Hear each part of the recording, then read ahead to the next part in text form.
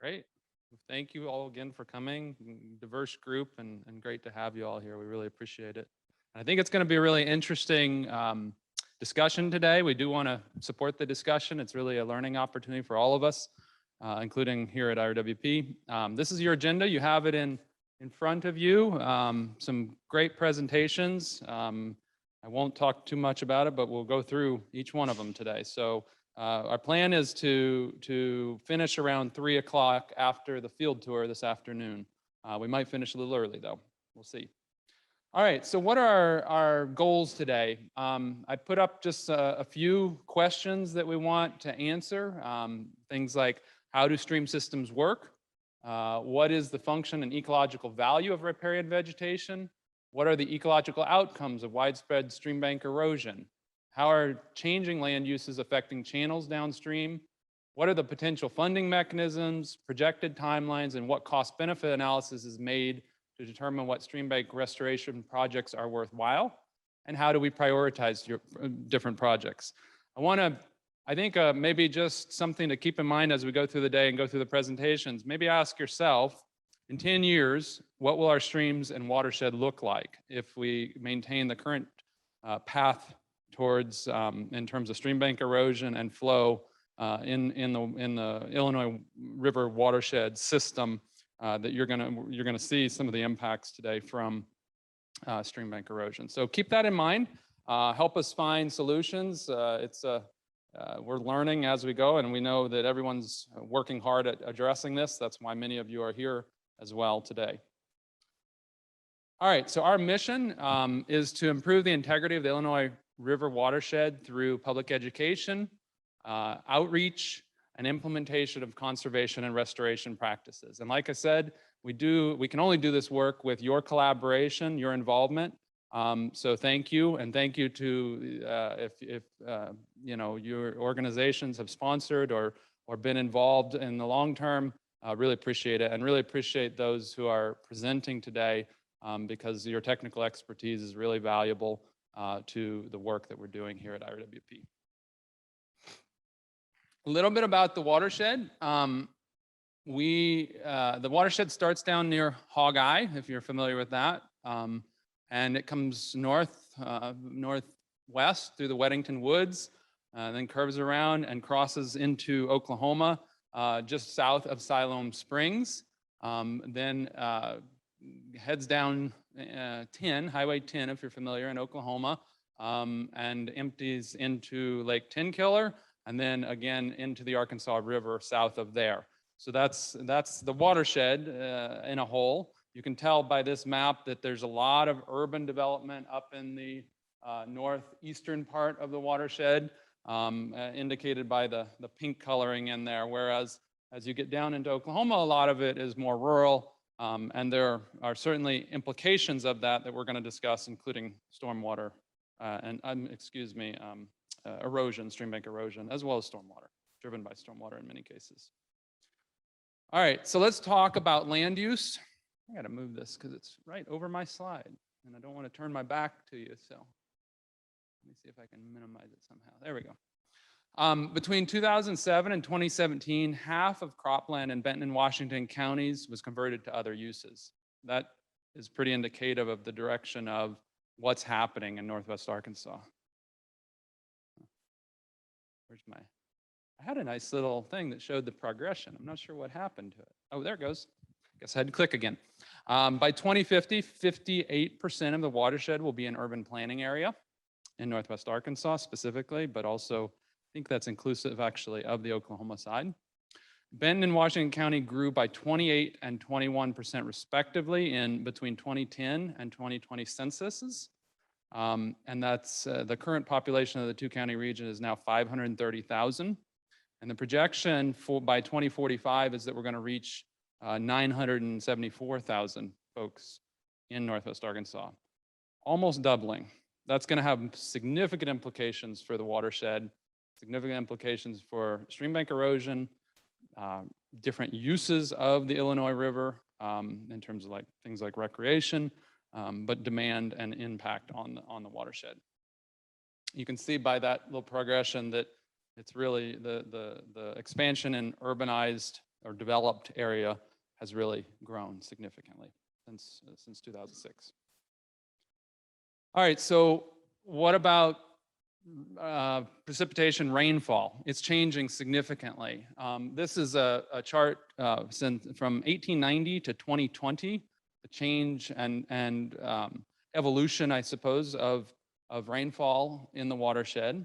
I think the main, a couple takeaways. For the last 120 years, precipitation has deviated by less than 5%, more or less, on average. In the last decade, however, it's increased by more than 10%. Again, significant implication for the amount of rainfall and when that rainfall is falling in the watershed that is affecting streambank erosion and the system as a whole. And then another takeaway: severe rain events are increasing and likely to continue as we move forward. So what's that doing to stream flow in the Illinois River watershed? Just to give some example, the Osage Creek here in the chart on the left near Elm Springs, you can tell from pre-1990 to post-1990, it's the number of floods has almost doubled. That's not true across the watershed in all areas, but it's very indicative that something is happening upstream in the system. And it's a combination of factors, certainly, but it's worthwhile keeping that in mind. The 100-year flood events have occurred multiple times in the last decade, and Travis is going to share some slides later on talking about recent flood events, showing some of those events. And so it's definitely changing, and I know you all know this even better than I do, having been here even longer than I have. All right, so IRWP has its roots, its founding, as many of you know, in the lawsuit between Oklahoma and Arkansas, and that is around phosphorus. It's an important management challenge that we focus on here at IRWP, one of several, but important nonetheless. The state of Oklahoma has set a numeric standard of 0.37 milligrams per liter.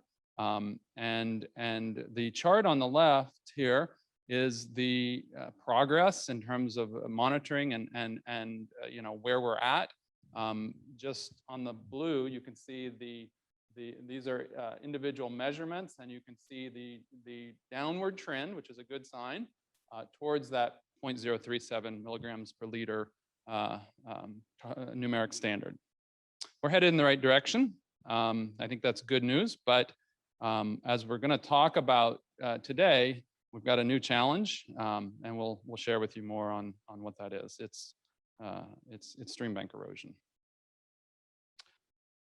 In addition to that, we monitor and work to address the water impairments. There are 8 watershed segments in the Illinois River watershed that are impaired for different uses. They're not, those watersheds are not meeting their designated use thresholds for things like E. coli particularly, but you also see some others in this table: dissolved oxygen, ammonia, and others. So we'd like, our goal is to get these off the impaired list and have our streams healthy year round for people and critters, as I put in here. There are 15 species in the upper Illinois that are endangered or threatened, as per the list provided by U.S. Fish and Wildlife. And many of these species are directly dependent on the watershed for their well-being and food and habitat. All right, so real quickly, I want to just provide some status reports. These are kind of preliminary, but I wanted to share it with this group. I think they're very insightful and you know, provide a bit of context.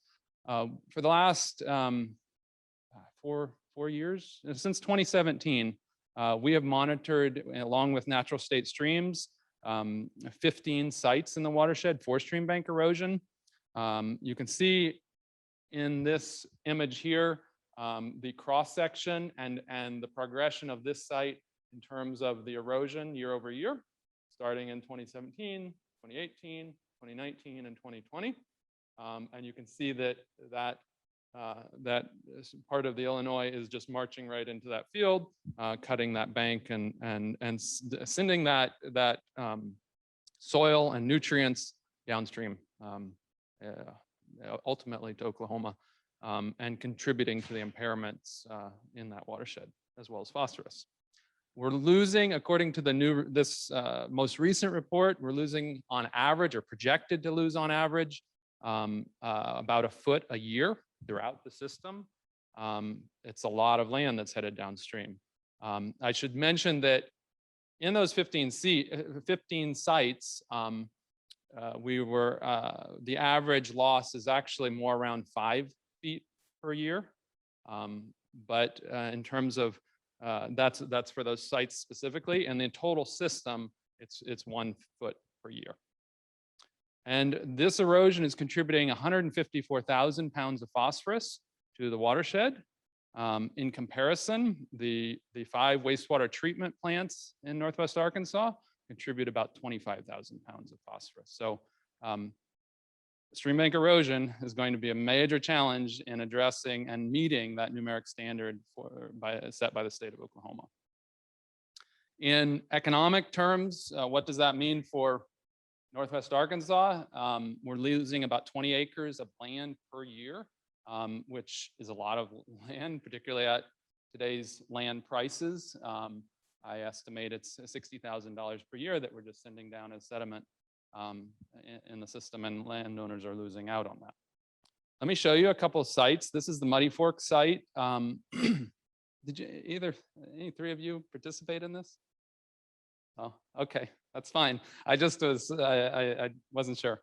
This is the Muddy Fork site, which is out on Kenyon Lake Road. This is the cross section. You can see this site is losing about 3.5 feet per year in this section right here at this cross section.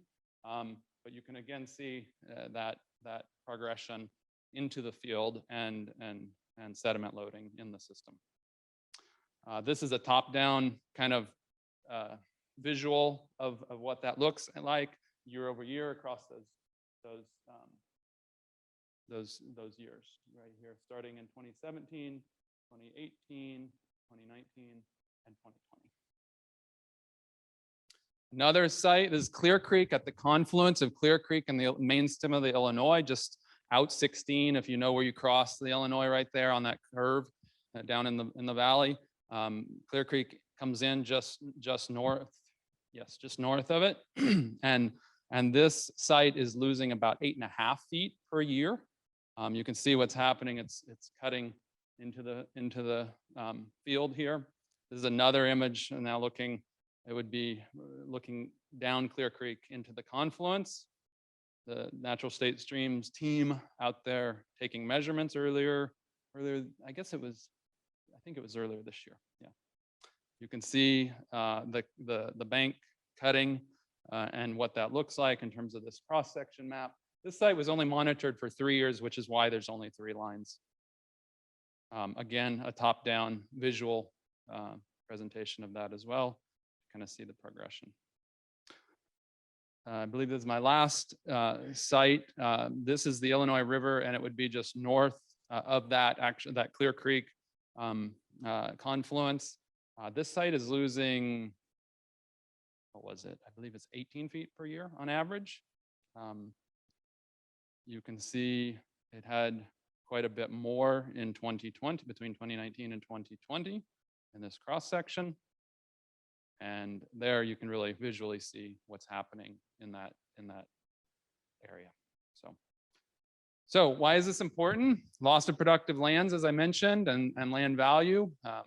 Jerry and I were talking about that earlier at his over on Clear Creek. It's a safety hazard to people and livestock.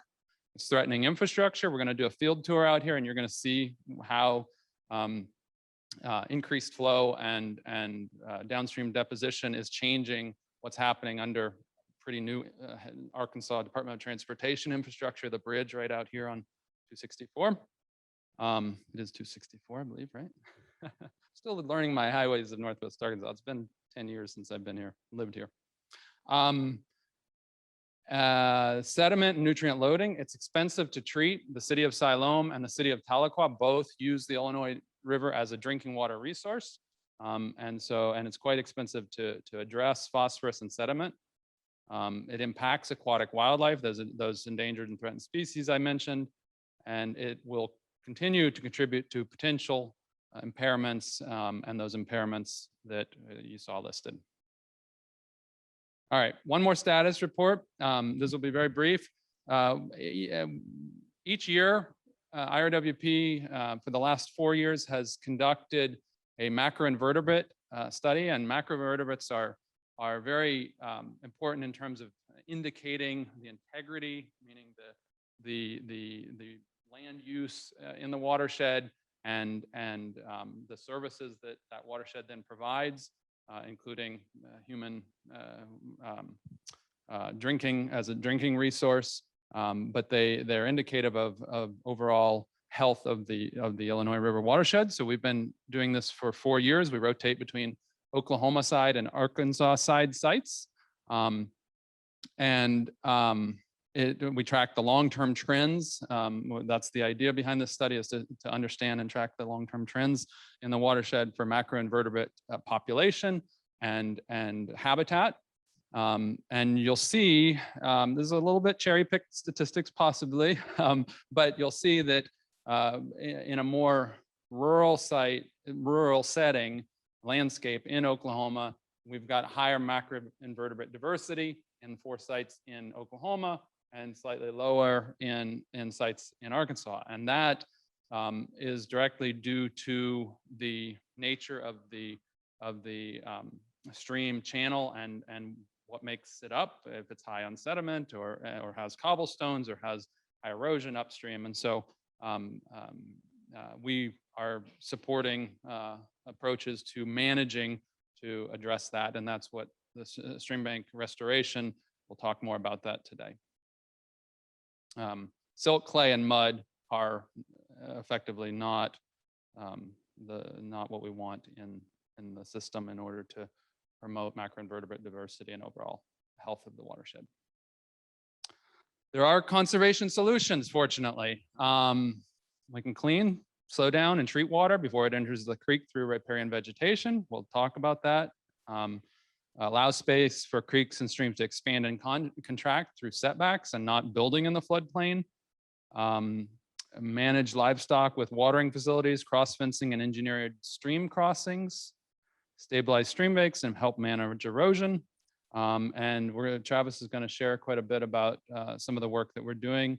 And you can reach out to us for technical assistance. We really want to build collaborations in terms of how we can do this and still move forward with all of the economic uses of the watershed, agriculture or development, all of those things. And we can really support you to do so. And we'll talk how we can do that. So thank you again for being here. I'm really happy to see new faces and some familiar ones as well.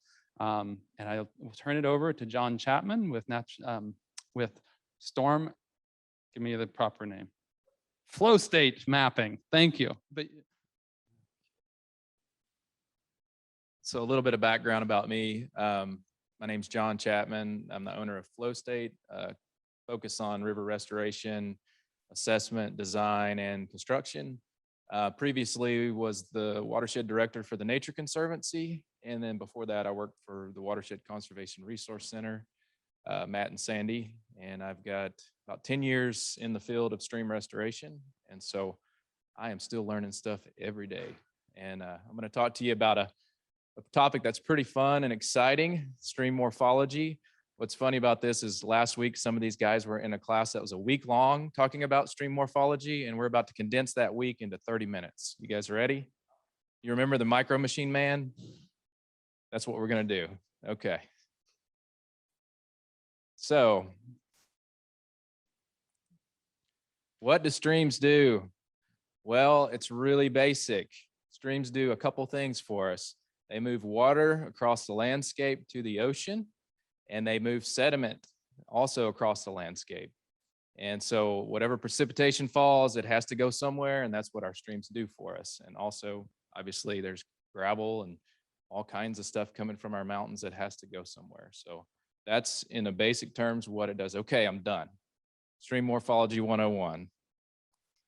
Okay, so where do streams live? Okay, we're going back to the basics. We've already heard about watersheds, but it's worth talking a little bit about how they work, just because I'm not going to assume that everyone here knows about what a watershed is, although there's engineers and restoration specialists and all kinds of people here, but I'm going to go through real quickly what a watershed is. And it's really just the home of a stream. If you think of it as a bowl, it's where a raindrop falls that all drains to the same spot.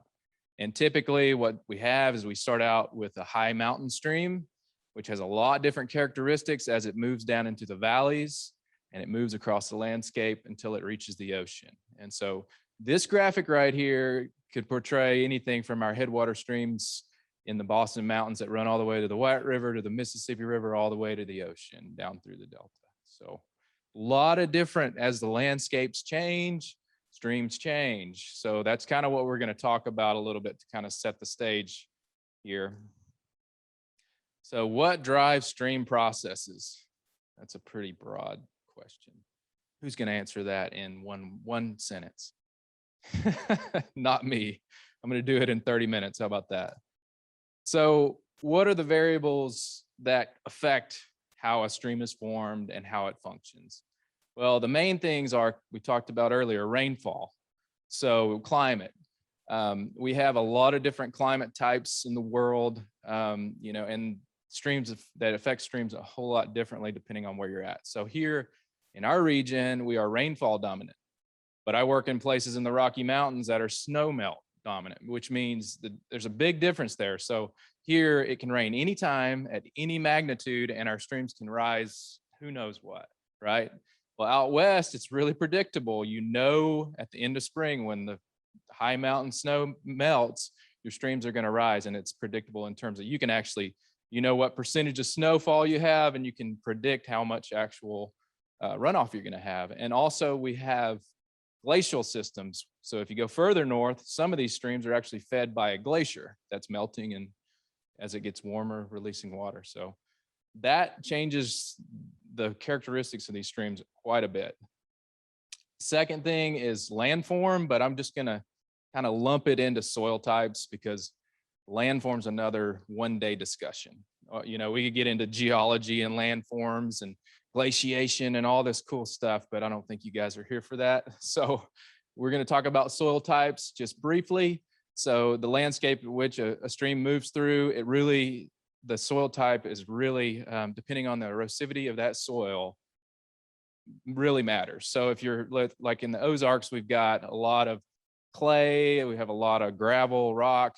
In some areas of the United States, we have glacial till, which is a real spine soil sediment sand. And so a stream that's running through a glacial till valley is going to have a lot different characteristics than one running through an Ozark valley. So, and then of course, topography matters. So streams that are running through the Rocky Mountains are going to be a little bit different than a stream running through the Ozark Plateau. So although what's cool about stream morphology is streams are also predictable. So there are streams, and we're going to see today, that here in Arkansas that are exactly in terms of morphology the same as streams in Wyoming, in Alaska. So streams are predictable in some ways, and we're just going to talk about that a little bit. And then something that I was going to cover a little bit today, but I'm going to kick it over to Travis, is land use. And this is probably the most important thing that you guys are going to talk about today, in terms of how we affect stream morphology. How do we change things? And one of the fun facts for you is, let's just say land clearing. That's one of the things that we do, right? Well, one mature 100-foot tree can pull up 11,000 gallons of water a year and release it into the atmosphere. Can you imagine if you take out that tree and you take out thousands others like it, how much of that flow actually hits our streams rather than gets taken up and transferred back into the atmosphere? So it's a big deal. I mean, it's a lot of water. So what is a stable stream? Anybody? You don't have to read it, but it's a long definition. But so we talked about the two things that a stream does. It moves water and it moves sediment, right? So this is I love this definition. It's probably the best one I've ever heard. It's Dave Roskin's definition, and it's defined as a river or stream's ability in the present climate. We just heard the climate is changing, to transport the stream's flows and the sediment over it of its watershed. And that's the first part. Over time, in such a manner that the channel maintains its dimension, pattern, and profile without aggrading or degrading. Now that may sound like gobbledygook right now, right? What in the world is dimension, pattern, and profile? I mean, you can kind of get an idea, but we're about to cover that so you can understand what doesn't change if you're in a stable stream. And A grading and degrading, we're going to talk about that as well. So this is important background information because I don't know how many of you guys have heard of bankful. Come on, I know the people were in class last week, got to know. So we're going to talk about channel dimension. It matters. And that is basically just the width and the depth of your channel. You know, this is a cross section. And so, but where do you measure that from? And so everything that we do for stream morphology is measured from this place called bankful. It's a magic place. It's an incipient point of flooding. It's basically the place where your channel gets out onto a floodplain and has relief. And so this is a really important thing. Now, top of bank on a stream doesn't always mean that's bankful. And you're going to learn that today when we talk about erosion processes. And Travis talks a little bit about that, I think. But typically, this is a flood at which happens on a normal basis. So regionally, we're looking at about a 1.3 to 1.5 return interval. So this is a flood that happens every year to year and a half. So we're going to kind of move on from that. But so channel pattern. So we've got our dimensions. We know what the shape of the channel is. So the next thing that we can change or that changes through a landscape is channel pattern. So you have places that like delta places, you know, our valleys where it opens up, we have sinuous channels, sine curves, meandering channels. And then you also have places where you have steep creeks that are confined by a valley and they're straight. So that they can both be stable, but depending on the landform, it's gonna generate a different type of stream. So most of our streams that we're talking about today are this meandering type stream. It's done by erosion processes. So the stream may have started out coming out of the mountain straight, but once it hit that valley, it started to move. The thing about a sinuous meandering stream is the extent at which it moves. So one of the things we talked about, a stable stream, is saying somewhat static. Well, these meandering streams move a little bit. So as you come around a bend and you go into these sharper bends, you have a lot more erosive force along your bends. So those bends move a little bit. But on the opposite side, while those are moving, there's actually a point bar or what we call gravel bars. And you can see them in this picture that develop. And so it's a balanced system. So the channel dimensions stay the same. And so, but what I want to say here is we were talking in terms of feet here, and erosion rates in terms of feet. A stable meandering stream, we're talking centimeters annually. So it's a huge difference in magnitude. And when you talk about a stream moving feet per year, the channel cannot keep up with that kind of movement. So it can't build itself and maintain that channel form to stay so stable. So now we're going to talk about channel profile. We've got the shape of the channel, we've got the meanders, the pattern of the channel, and now we're going to talk about the profile. This is basically just a downstream slope of what is the channel doing, right? So if you look at this picture, this is a meandering channel. We have what's called riffles. You guys know what a riffle is? It's a little fast section, it's rapids if you're in white water. And then we have pools around lateral bends, which are completely flat. If you've ever looked, at least at base flow, your pools are just flat, and then we drop slope through our riffles. So that's what the profile is of a stream, is you're looking at how it's interacting with the valley landscape. So You've got a valley that has a continuous slope downhill, but a stream doesn't go straight downhill in a large valley. So it meanders and it drops slope through its riffles. So the riffles are about double, depending on what percentage of riffle to pull you have, they can be about double your valley slope, which is really neat from a habitat perspective because you get these really nice deep pools and then you have these really cool places for macroinvertebrates and other things to live. And so I'm not going to talk about habitat. That's not what I'm talking about, but it is something worth mentioning. And so we have to have a way to measure the two things that streams do well, right? They move water, they move sediment. We got a USGS guy here. I think I'll just pass it off to you to talk about discharge because no, I'm really not going to do that. But it's important to be able to measure how much water is moving through at a certain time. And the USGS does this really well. So they have gauges out here on these rivers, and that's how we know that we have flood events that are, 100-year flood events. And so we measure that by a real simple formula, which is basically your dimension of your channel, your width and your depth, times the velocity. So what you end up with is how much water in cubic feet per second moves through that channel at that cross-sectional area. So that makes sense. This is important when we talk about floodplains because rainfall doesn't care about your channel dimensions. It doesn't care about floodplains. It's going to come. There's going to be a certain amount of water that's coming downstream at you. What's really neat is the importance of connectivity to a floodplain.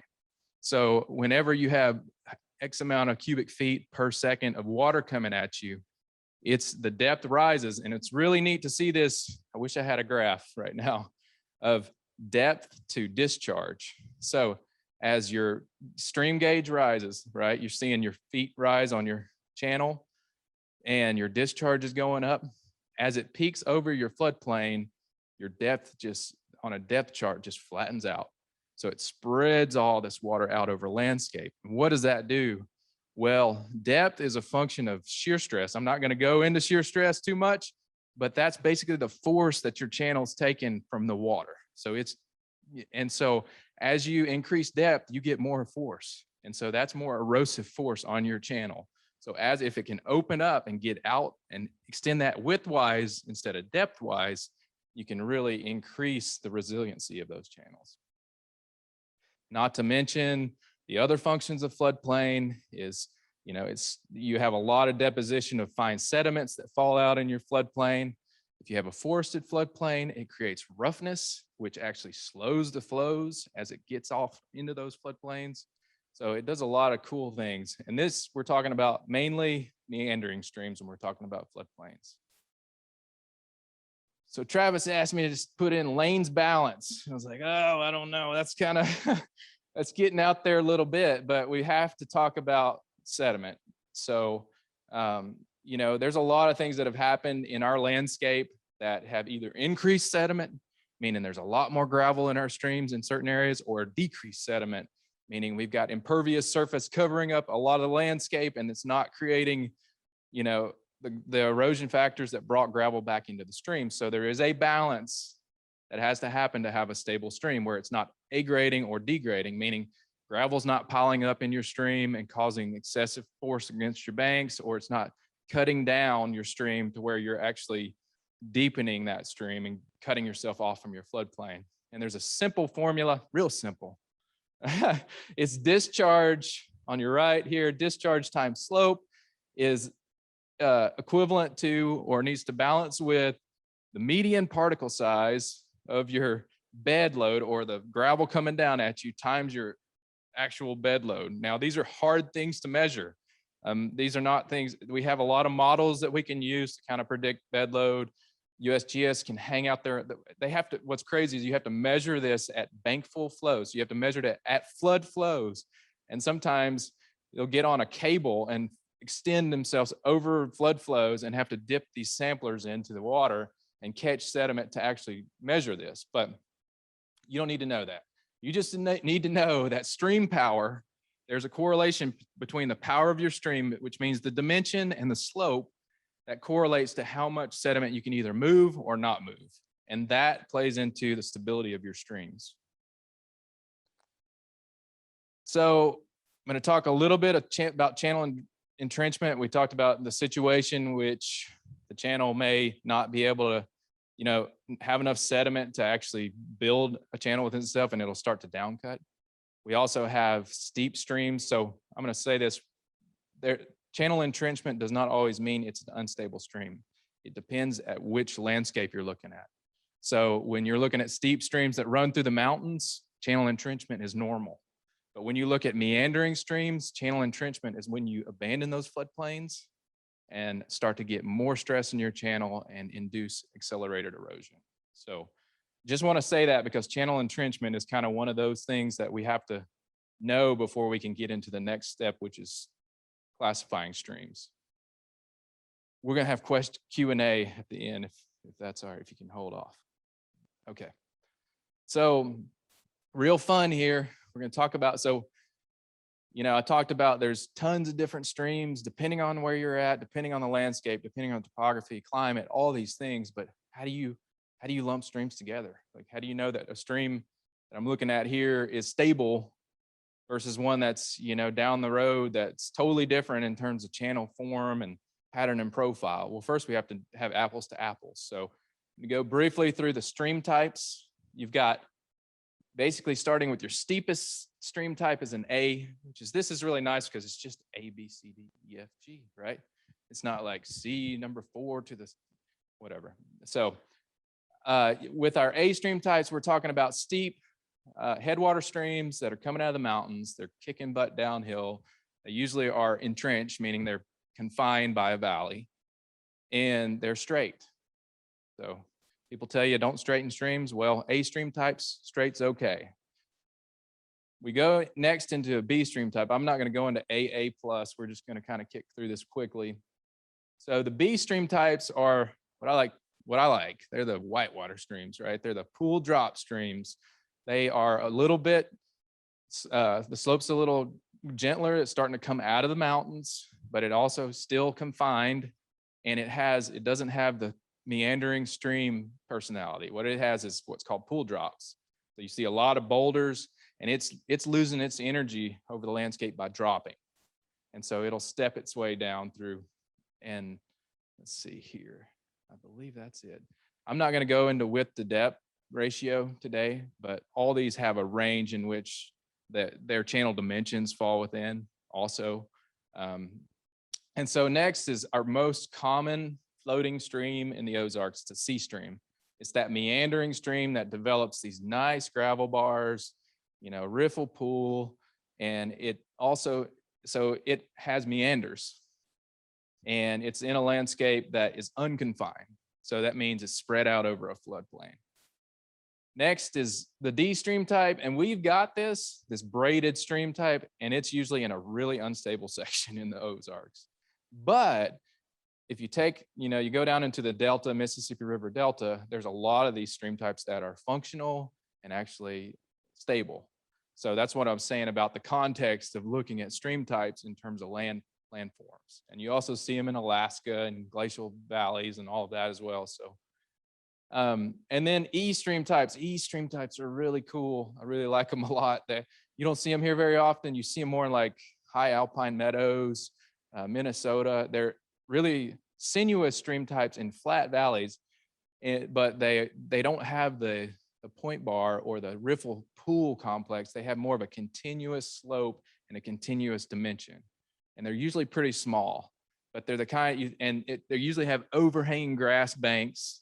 They're just really beautiful. And what's neat about it, when you go into the Rockies, you'll see these a lot of times. You'll see an A stream type coming out of the mountains, and then you'll hit this crazy flat valley, and the same stream will just start meandering and just gentle, and then it'll drop down through another A valley chute, and then it's really fun. But so the two ugly ducklings, the F and the G. Does that look ugly to you? That form? It's pretty rough. There's nowhere that I know of where an F channel is a good thing. An F channel is basically a over widened and shallow channel that has abandoned its floodplain. So it is in the Ozarks, definitely a unstable form channel. Lastly is G. Can anybody look at this picture and tell me what G may stand for? That's right. It's your gully. It's the washed out gully, really steep banks, entrenched, downcut channel. So I'm going to go ahead and move into some beautiful pictures because you've been so nice to not have to sit here and listen to me talk about morphology. I'm going to show you a few examples of these stream types here and in other places so you can just get a visual. So this is an A stream type. This is actually in the terrapin branch drainage. Has anybody been in terrapin branch drainage? Good, don't go. No, it's Upper Buffalo. It's an amazing valley, and it's one of those places that's just, you got waterfalls for days, and this is just a beautiful place in the Ozarks. But you've also got it in Colorado. This is Fish Creek, Colorado, right outside of Steamboat Springs, just really steep fall line type streams. And then we get to our more whitewater, more stuff you see pictures of in the Ozarks, right? A lot, Kings River, Upper Kings River Falls area, all the upper parts of most of our creeks are B stream types where you've got big boulders. You can see you got pools that drop, and you got little drop structures. But you don't see is a big floodplain, do you? You see that's somewhat confined. It's not confined like tight, but it's confined to where floodplains are not as important in the B stream type. And then we get to our most common stream in terms of our bigger streams here in Arkansas. It's our C stream. This is one in Encampment Creek, Wyoming. I was lucky enough to get to work out here. It's so beautiful. But it's the same stream as what we see here in Arkansas. You got a riffle pool, and you've got these really nice floodplains, forced floodplains on both sides. And then we get into locally, this is Kings River. Chris Fisher knows this one pretty good. This is Kings River Overlook. You can see there's a large floodplain pool. You can see the blue deep pool there, and you see a ripple coming down through it. So there's an example of one of our many beautiful C stream types. And then the D stream type, I had to find a really cool picture because D streams kind of get a bad rap because braided channels are kind of ugly sometimes. But when you go up to Alaska, it's beautiful. And this is a Delta D stream type in the Gruink Glacier River in Alaska. And this is what I said, this beautiful E stream type is that meadow stream, high montane, great fishing, just great place to be. Oh. Okay, and then we're getting into our ugly ducklings. We've got our F channel here. This is where, for whatever reason, the channel has over widened. There's hardly any, well, this one doesn't have any water at this time, but there's hardly any depth to the channel, and it has abandoned its floodplain. You see that cut bank on the left side. That's above bank full elevation.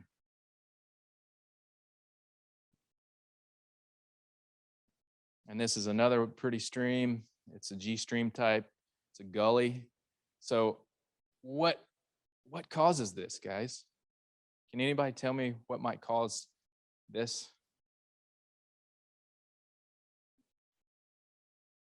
That's one way for sure. So this urbanization, these increased peak flows, flushing down through there, that can cause that for sure. What else can cause it? Anybody? Highly erosive soils definitely can cause it. Another thing that can cause this is what's called head cutting. Does anybody know what a head cut is? It's not getting your hair cut. So over time, our rivers with all these peak flows have downcut, meaning the base flow where they used to be is now 1 to 2 feet lower, depending on where you're at. Well, these streams have to make it to that river, right? So at the outlet of where these streams are, where the river used to be is now a drop. And if there's no bedrock or no controlling feature, what'll happen is they'll head cut. And so they will start to form a waterfall, and they'll actually back cut and continue to, that erosive process will continue upstream until it hits something hard, bedrock or something other than that. You see this a lot. You float any river, Buffalo River, Kings River, anything, Illinois, and if you float by a little tributary, it's usually going to be a gully. It may not be in the active erosive process right now, but you're going to see, oh, that little stream that's 2 feet wide is got a 10-foot tall bank. And that's because over time, from land use changes, from a lot of things you're going to hear about later, our base level of our rivers dropped. And so this thing cascades through all of the systems of our rivers. So everything's connected. It's crazy. You wouldn't think that the things that you did downstream of your river could affect something upstream. You think, oh, everything downstream matters. Well, upstream matters too. And so we're going to talk a little bit about channel evolution. I'm not going to talk about all of these, but let's just say that as climates change, as significant events change and land use change, our channels change. Our stream morphology changes as a direct response to that.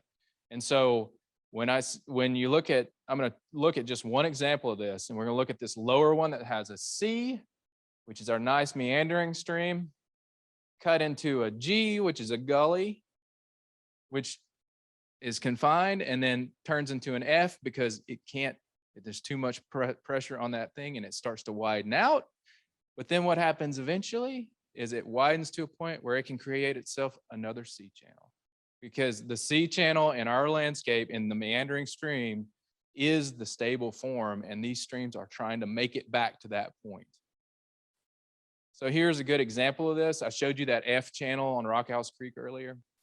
This is a channel at which was over widened to a point. So this is about a 200-foot wide bank to bank with a stream that should have been 40 feet wide. What did it do? It blew out, and then it brought a bunch of gravel in and created a new meander and a new floodplain. So you can see these areas here where there's these mid-channel bars and this gravel deposition. Those are actually bankful. That's actually where the new channel wants to be. So given the right situation, over time, these streams will have a tendency to move back towards their stable form. And with that, I'm going to open it up for questions. Let me recap here, I guess. Well, I think I've covered enough.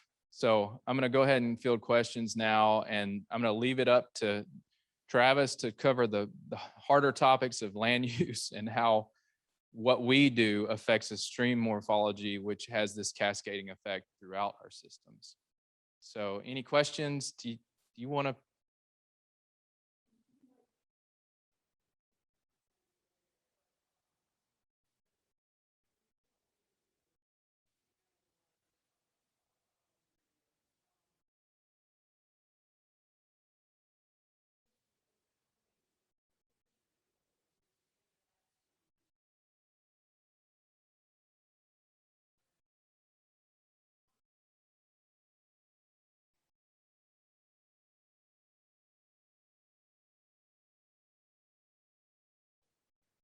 That is a great question. So I'll just repeat it. So okay, how about I answer it instead of trying to repeat it? Because we probably don't have a lot of time to do that. So basically what we do is when we go to a site that may be disturbed and it's in a state where you saw, like Leif showed you, where you've got massive erosion and it's really far away from that stable form that you're trying to get to, what we do is what's called natural channel design, which means we go somewhere near that location where we can find the channel in the current climate conditions that same reach is in, and we try to mimic that. So we create a design that has the channel dimensions, the pattern, and the slope profile that mimics what's working in that same climate, and then we come up with a fix that can incorporate that. So that might be, narrowing a channel up and putting something in that edge of bank that's actually eroding, that can keep it from eroding, like wood. We use tow wood a lot. It may be actually cutting down that high bank to where it can actually get to the floodplain again. It really depends. And then there's other factors in terms of, like, what do you have affecting you? If it's a downstream, you've got a crossing that raises the elevation of your bed, then you've got an issue with your profile. So you've got to figure out a way to remedy that so you can get your channel into a state where it can handle the flows and the sediment that's coming down at you. So the answer is we basically use a process of measuring and determining what's a stable form in this landscape and try to come up with a solution that mimics that form. Does that make sense in a real general way?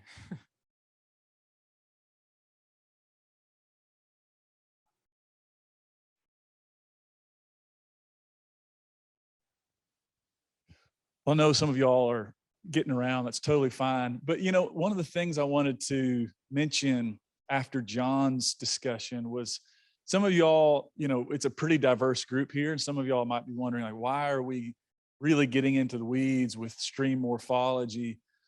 The reason is for us to all kind of reiterate that, you know, streams have their own logic in a sense. They have their own way of doing things.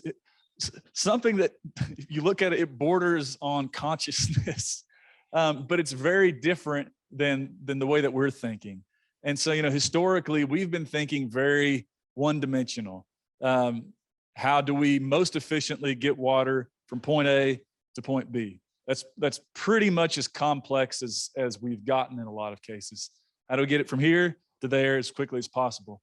So I think what's important about what John was talking about and what Sandi will talk about is that streams, while they are moving water from point A to point B, they're doing 10,000 other things in between that aren't, you know, just about moving water. They're about providing life and habitat and building fertility. It is a very, very complex section. So when we think about, you know, our particular spot in the watershed where we're like, hey, I'm losing some bank here. You know, this is a good reminder that the solutions really can't, in a big sense, happen in a 100-foot stretch of bank on one person's property. It's a big lift, and we're going to get into that right now. So by way of introduction, my name is Travis Chaney. I manage the Riparian Restoration Program for IRWP. For those of y'all, my background, I'm going to just kind of give this context. It's a little froze. Let me try.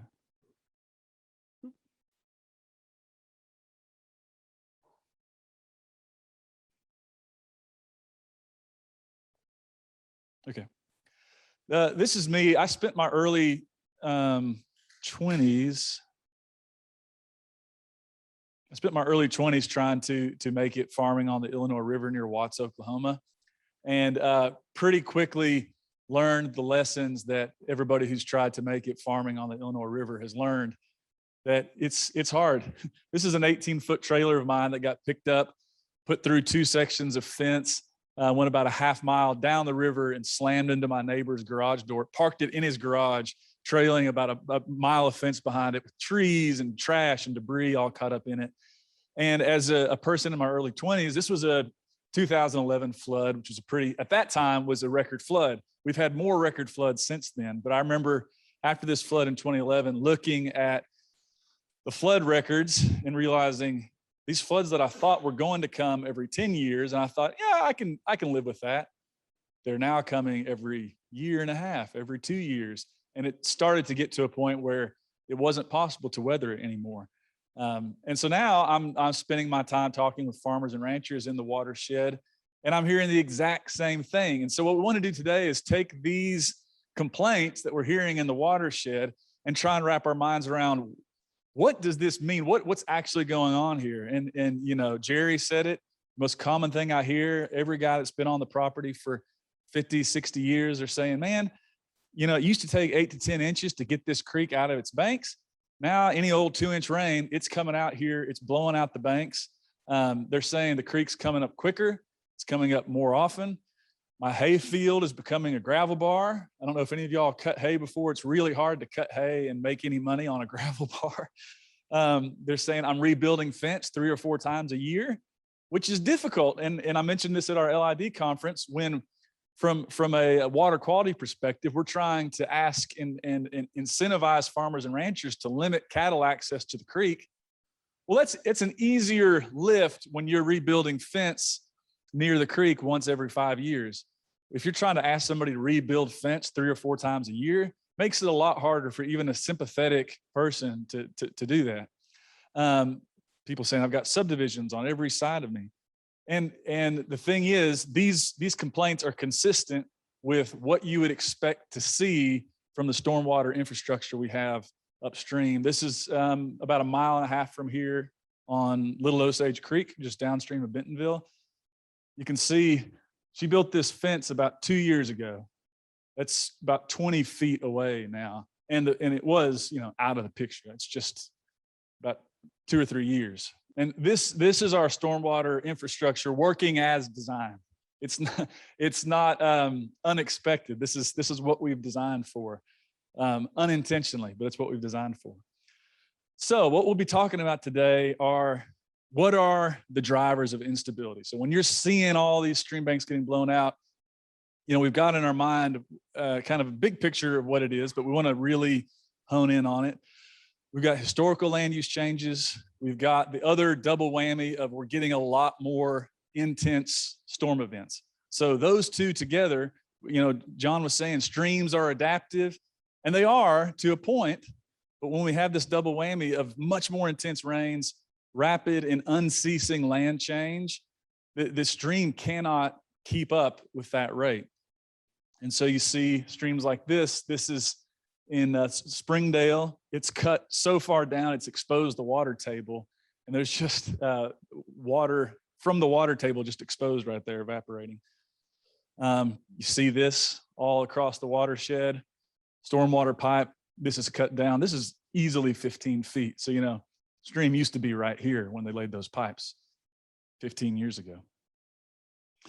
So our emphasis is this, streams are resilient, yes, but the land change that we have been doing for 200 years has taken a long time. It's been widespread. So to address it, our solutions have to be as complex as the stream systems we're working with. They have to be as widespread and as long lasting as the work we've been doing the past 200 years to get them where they're at. They have to be extremely multifaceted, multidisciplinary. It's going to take all of us represent various kind of stakeholder groups, various disciplines. It's going to take us working from every angle to do the heavy lifting it's going to require to make any sort of meaningful change.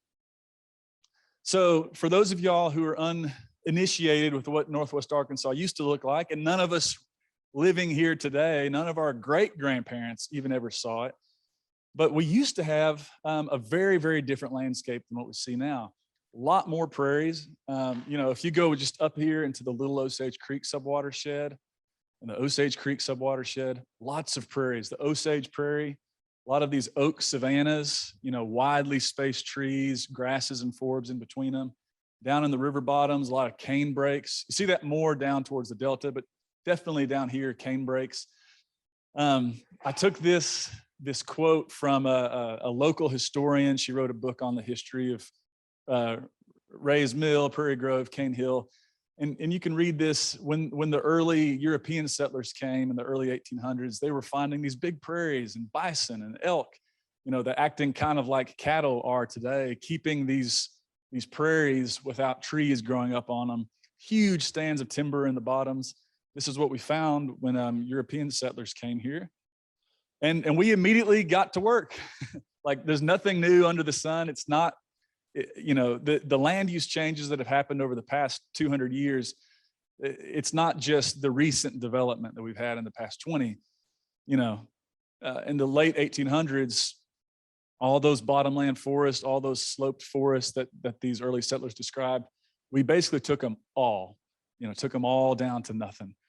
And so that introduced an unimaginable amount of gravel into our systems, which we're still seeing today. All these big gravel bars, these streams that are getting over wide. It's not just what's happened in the past 20 years.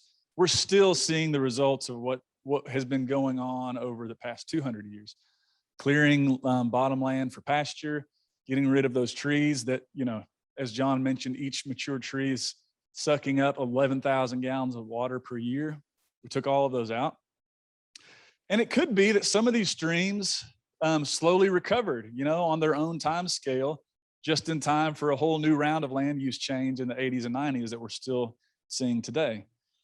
I took this from something that Sandi Formica, who just showed up. This is Jerry Goolsby's property right here. So this is Clear Creek, Blessings Golf Club's right here. And Sandi may have this in a slide. So this is kind of crude or rudimentary, but Sandi and her crew did a really good assessment of this whole stretch of Clear Creek and looked, and it may not be exactly here, but it'll give you the idea. They could kind of go back and look at satellite photographs and see, it looked like in 70, 100 years ago, somebody came through with some dynamite, a team of horses, and straightened this stretch of creek. There was an old channel right through here. So if you were to be here 70, 100 years ago, you would have seen somebody went through and tried and straightened this. And the hope was, hey, we'll get some more pasture over here that we can graze our cattle. We're just going to move the water as efficiently as we can from point A to point B. Well, what happened was it hit this spot right here. Of course, as it hit it, that water slowed way down. It dropped all the sediment it was carrying right back up here and made a big old gravel bar. And now the river has moved around that gravel bar, and then it's just gone. It's like a freight train hitting a wall. All that energy just ripples throughout the whole system. So there's somebody that's tried to reinforce this right here. But again, it's going to keep working its way through the system if we don't address problems up here and if we don't address unstable patterns through here. But it's also happening on a really small scale in everybody's backyard. This is a really good example. Landowner called me a while back and said, man, I got this little spring that flows through my property, and all of a sudden it's just dropping all of this gravel. This is his property. And it's hard to see, but these gravel piles are like 8-10 feet high, just gravel all through here. And this is a small stream. It's probably as wide as this to this, really small little stream, ankle deep. He's like, it's dropping all this gravel. And before I went out there, I figured, well, he's probably downstream of some new development, been a lot of land use change, a lot more water coming down. And I looked on the map and I was like, no, there's really nothing going on above him. What's going on?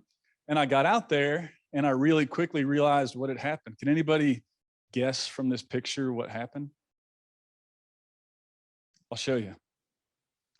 2010, here's his driveway.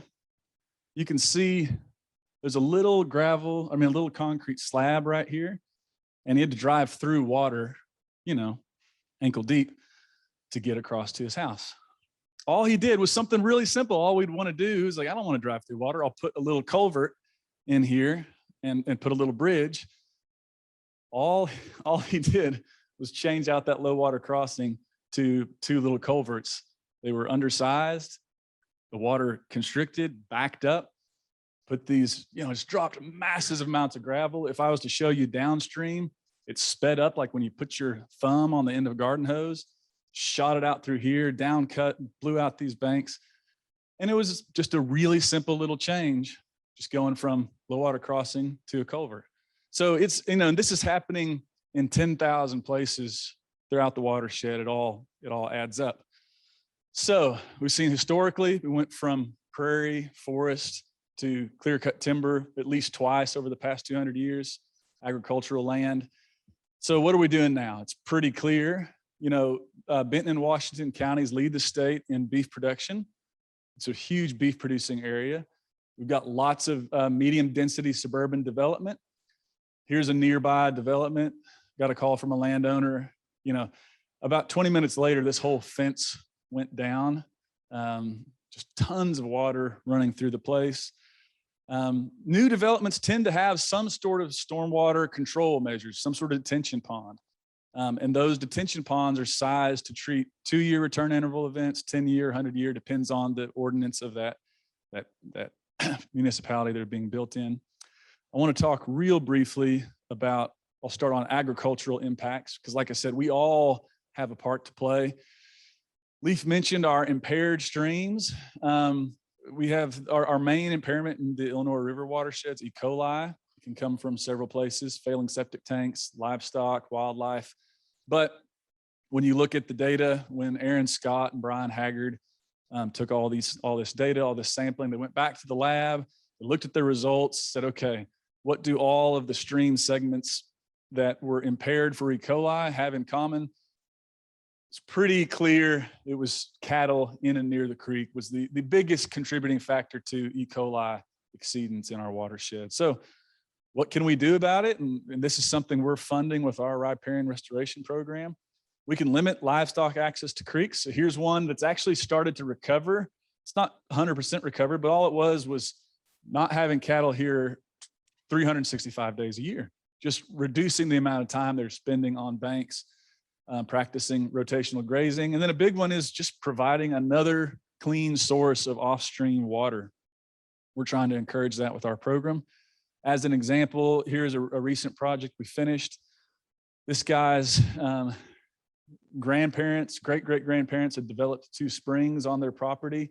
They ran through a ditch that they'd cut across the field, stayed wet all the time. Cattle were in it all the time. This is what it looked like before. It was just kind of a muddy mess, lots of algae, kind of nasty, muddy water. Cattle just had kind of trampled it out. So what we did was we piped that stream underground and stubbed it up into 7 different tire tanks that filled and then gravity flowed to the next one over the course of about a mile. You know, if you think about it from an ecological perspective, yeah, it would be great to go in there and just plant a whole bunch of trees, but on this particular property, he wasn't going to give up his hay field, his grazing land. So we found a workaround, gave him very clean water for his cattle. When it left his property, it was as clean as when it came out from underground, just about. Another few pictures. This guy has a whole lot of cattle. So these tire tanks are 12 feet across. They weigh 5,000 pounds a piece. And there's, actually I won't get into this, but we're trying to build clean, abundant off-stream water for livestock throughout the watershed. Because a well-managed farm, well-managed grazing operation can really have very little impact on water quality if managed well. So trying to encourage that. It can be as simple. This is a guy who he moves his cattle every day. So he doesn't need, 3 big tire tanks. He wanted a 55-gallon drum with a float in it. And we ran a water line across his property, and you can stub up into it about every 100 feet, and he'll just hook into that, kick over that barrel when he's done, and move it to the next pasture. Stabilized stream crossings. So those are the things. The agricultural solutions are frankly a lot more simple than the urban solutions. But that's what we're really dealing with right now. You've seen this in every subdivision in Northwest Arkansas. And so it begs the question, why are we still seeing such massive erosion if we have, all this stormwater control measures in place? And that's what I want to talk about. It all has to do with this hydrograph. Those of y'all who are engineers are way ahead of us on all of this, but for those that are not, a lot of stormwater engineers and civil engineers, when they are building a subdivision or a strip mall or whatever they're building, they are tasked by the city to make sure that their post-development peak flow doesn't exceed or is very close to the pre-development peak flow. So that's what they're trying to treat for in their stormwater system, at least historically. So what that's led to is they're matching the peak flow, but they're spreading that peak flow out over a longer time. And so this is why all the farmers and ranchers that I talk to are saying, man, the creek comes up a lot quicker than it used to. Here's where the peak used to be. Here's where it is now. That lines up with what guys are saying out in the field. It's coming up a lot quicker. It's staying up for a longer period of time, and it's coming up more often. So John talked about bank full flow. It's those 1.3, 1.5, 1.6 year return interval floods that have the largest, most outsized influence on the pattern of that stream. So what we're seeing is that these bank full floods are happening for a longer period of time. They're happening more regularly. And so channels, even though we are controlling some detention of these big rain events, we're still putting a ton more water into the streams. So what we've got here is your standard stormwater detention pond. You got this low flow trickle channel. And so 95% of all storm events are just flowing right through, providing no treatment, carrying all of that, oil off of parking lots, carrying all of that potential energy quickly through a concrete channel, and just bypassing this altogether. What they're capturing are, the 2-year event, the 10-year event, the 100-year event, but 95% of all of our storms are below that threshold. So they're just passing through untreated. And that's what we're seeing. And on top of that, they're providing basically no water quality treatment. Since it's all passing through, it's not getting slowed down. It's not getting treated at all. And the first 15 minutes of flush from a stormwater event can be about like raw sewage. Yeah.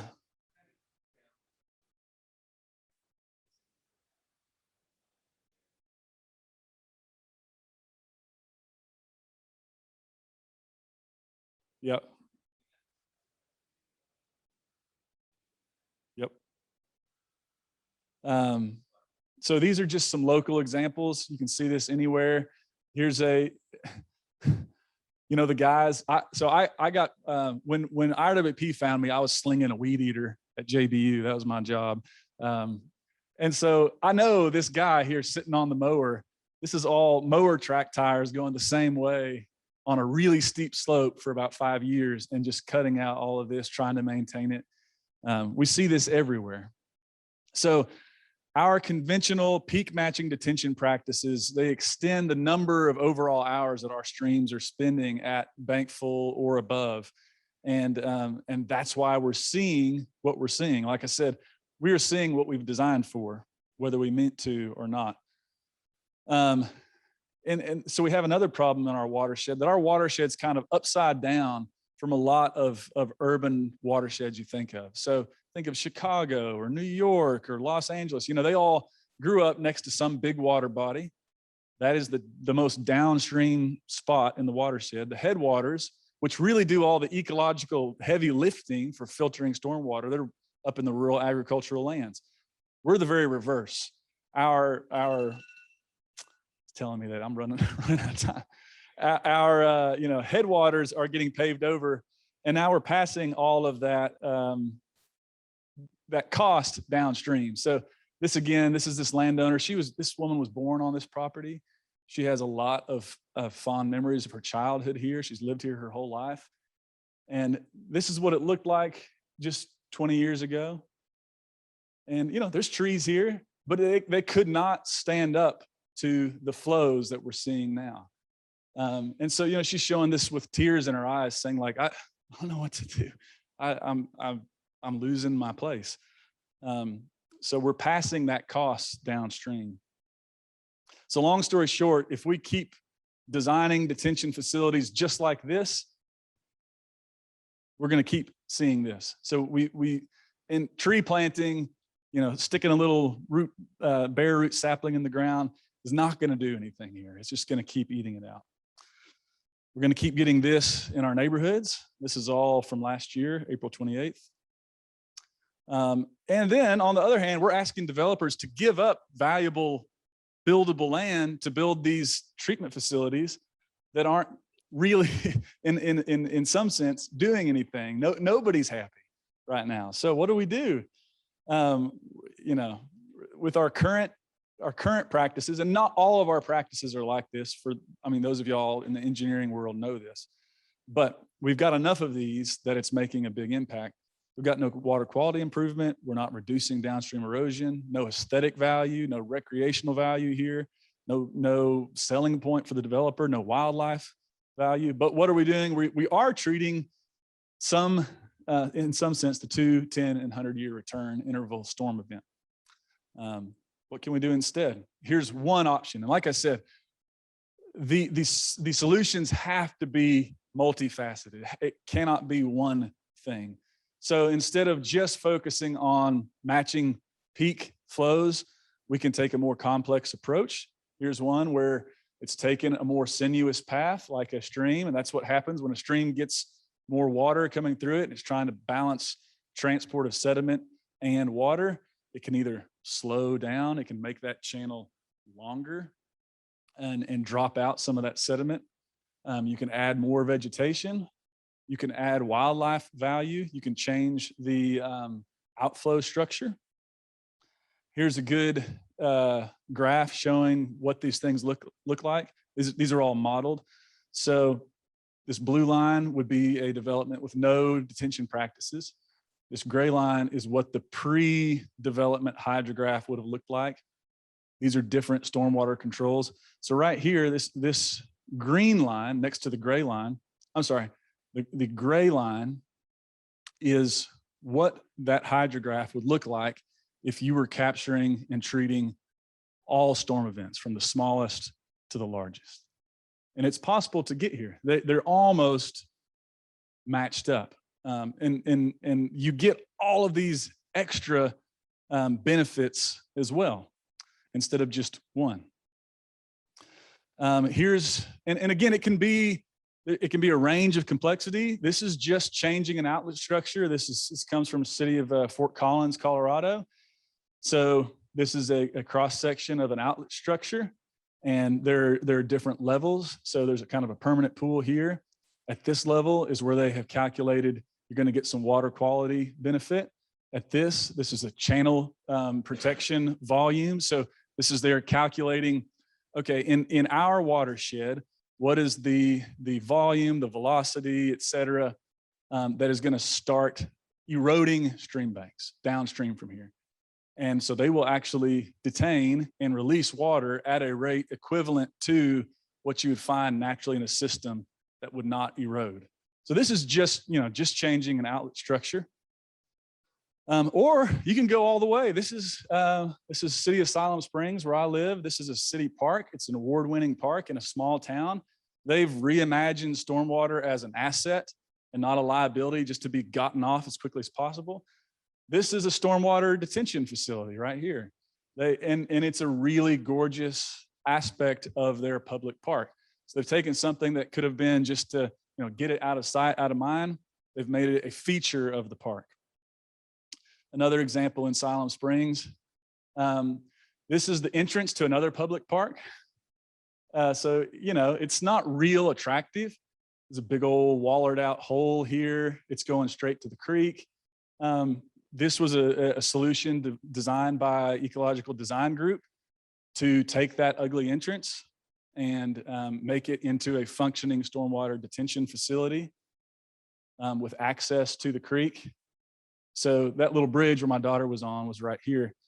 This is the conceptual design to, again, add value and accomplish more things at once. Now, all that's expensive. There are other things you can do that are less expensive. Let's skip through this. This is another good one, just the old-fashioned ditch. When you are looking at the effect of a old-fashioned ditch versus curb and gutter, which everybody wants curb and gutter and a pipe to get that water off of there. A well-designed ditch can do a lot more for treating water quality than curb and gutter can. And I mean, as anybody who's a botanist, you're just driving the back roads, looking at what's growing in ditches, trying to find rare plants. So here's pictures I've taken in ditches last year, right? These are just nothing special, just a ditch. And this is Carex scoparia, a rare sedge. This is not totally rare, but I don't see it all that often. This is purple milkweed. Again, these are not expensive solutions. They're another option. And then the big thing, riparian restoration, getting vegetation back on our stream banks. This picture is taken, my house is right through these trees here, so I see this every day. This is 10 years ago in downtown Siloam Springs on Sager Creek. Here it is today. The city did go out and plant some trees along there. I would guess that the vast majority of what you see there is just volunteer, just kind of came up naturally, very little management. This is what you see. This is just 10 years of growth of just kind of stepping back, right? But This really isn't terribly effective if you've got one of these every 100 feet. So, you know, this is important, but as a community, we've got to figure out how we can find our way back up this pipe and potentially provide more treatment upstream. You know, I was showing expensive, you know, kind of really fancy, lots of plants. This is another option. This came from Center for Watershed Protection, standard detention basin in Maryland at a church. This is what it looked like afterwards. Really not very different to the naked eye. They've got some sediment forebays here. You can't tell they've changed the outlet structure. They actually excavated about 2 feet and put a filtration media under the ground and then sodded it. Because again, as a person who spent a lot of my life sitting on a mower, it's expensive to get guys to go out and maintain a complex planting. It's a lot easier to find somebody who will sit on a mower. So you got to find that balance. This is still providing significant stormwater treatment from the way that they've changed it, but you know, not as much as one that also provides, say, wildlife benefit or aesthetic benefit. So, you know, it's going to take a cross section of solutions. Some of y'all have probably seen this meme. The older folks saying, "Why don't kids play outside anymore?" Well, this is the outside that they built, right? So we got to step back even from stormwater and look at our urban planning on important things, watershed assessment. And this is what Sandi's crew does so well. They did a 2 or 3 year study of the whole Clear Creek subwatershed. It was funded by City of Fayetteville, City of Springdale, NRCS. They identified what's going on in the geomorphology of the watershed, what's going on, hydrology. And then they also identified, hey, here are some areas that are really high value for conservation. These are providing stormwater treatment to the city right now, free of cost, free of charge. So you have to ask ourselves, okay, we can build here and spend a lot of money to put in a detention facility, or maybe this is one the city just purchases and we say, we're getting an enormous stormwater treatment value here. But, you know, this can't go sit in a drawer somewhere, right? This has to be at the forefront of people's minds. We have to all be thinking in a complex way. I'll be done in just a sec. Another good example, Little Osage Creek subwatershed. So we're right here. It's a huge subwatershed, Bentonville, Highfield, really rapidly urbanizing. You know, historically, a lot of it was wet prairie. It's very low, lots of water flowing across it.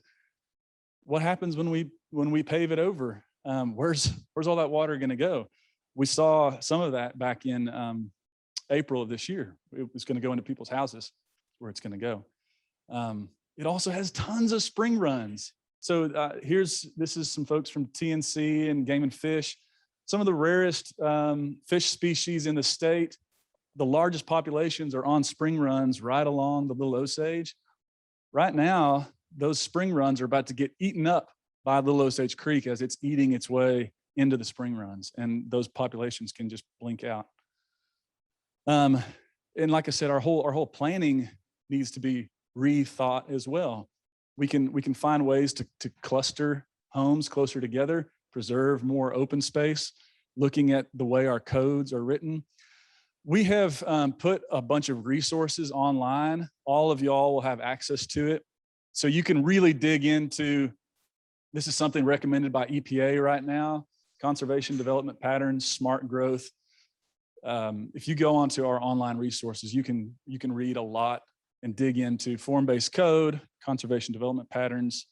From the EPA, they've done models of all kinds of different developments and found that, contrary to what a lot of us think, if you're able to develop in higher density, you're disturbing less land, right?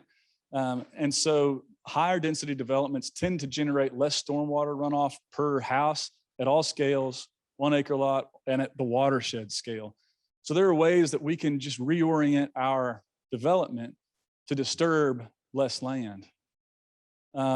Here's a picture of what one of those might look like. Again, this one's more high end, but again, it means more shared green spaces. It means, you know, the stormwater infrastructure is built in as part of the development. It could mean something as simple as changing an outlet structure, like I mentioned before, looking at full spectrum detention, looking at our stormwater drainage manuals requiring full spectrum detention. So here's one that is, is providing a water quality volume, a channel protection volume, a 2-year return interval, 50 and 100-year return interval storm. So yeah, some of these detention basins, it could be an easy retrofit. You can get as technologically advanced as you like. This is a project that Burns and McDonnell did in Kansas, and they recently showed us. They've got an actuated valve on this standard detention pond that is connected to cloud weather prediction. It opens and closes in prediction of incoming rain events, lets water in and out to get the maximum amount of detention. This is what they found in year 1 and year 2. They got almost 40 inches of rain, and they detained almost 100% of the stormwater, 98%. It's pretty dang close. It was at your standard stormwater detention facility. They just changed the outlet, connected it to the cloud. So before I quit, just a reminder, here's what we're trying to protect. This is the Illinois River. This is just the Arkansas side. It gets even prettier down on the Oklahoma side. In Oklahoma, it's a $9 million a year tourist industry. And I mentioned this at the Low Impact Development Conference, but for a lot of folks in Eastern Oklahoma, the Illinois River is their Buffalo River. So if you can imagine how loud folks got when there was that hog farm built kind of near the Buffalo River, you can kind of start to imagine how people in Oklahoma might feel when they're seeing their river getting blown out downstream because of what's going on upstream. And we have a significant potential to impact what's going on there. But here's what we're up against, big picture. Half of what's going to be built hasn't been built yet. We're headed towards 1 million people. Half of it has not been built yet.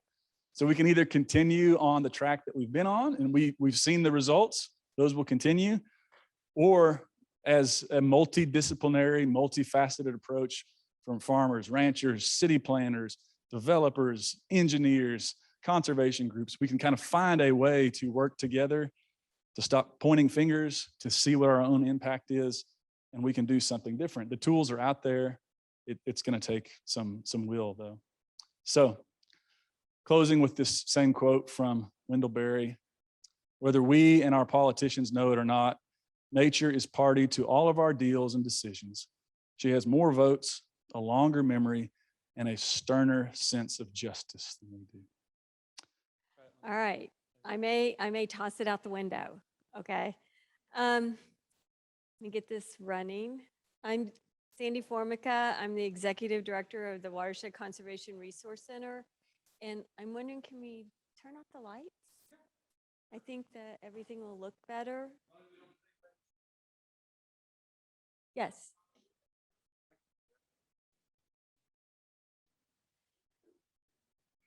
Okay, well, Leif and Travis asked me to cover a lot today, so I have a lot of slides, and we'll see if we can get through everything. But I'd like to start, how many of you are landowners? And you're here just looking to protect your land, okay? And how many are like with a company or a consulting firm, something like that? Okay. And what about municipality? What about developer? Do you have any developers? Great. And what did I miss? University. Okay. Okay. Well, I'd like to invite you guys to ask questions as I go through this. And so don't feel bad about interrupting me. This is an opportunity to learn and hopefully come up with solutions. But what I'm going to cover today is just talk about our organization and how we've restored river, riparian, and wetland, and how we've approached that, and examples of restoration projects. And then we'll talk about addressing stream bank erosions. So we're a very solution-oriented organization, and we're about implementation. But that planning component involves assessment, and to come up with good solutions, you have to understand what the problems are. And then last, we're going to go to one of our projects. So I'll give a little overview of that project at the very end. Okay. So this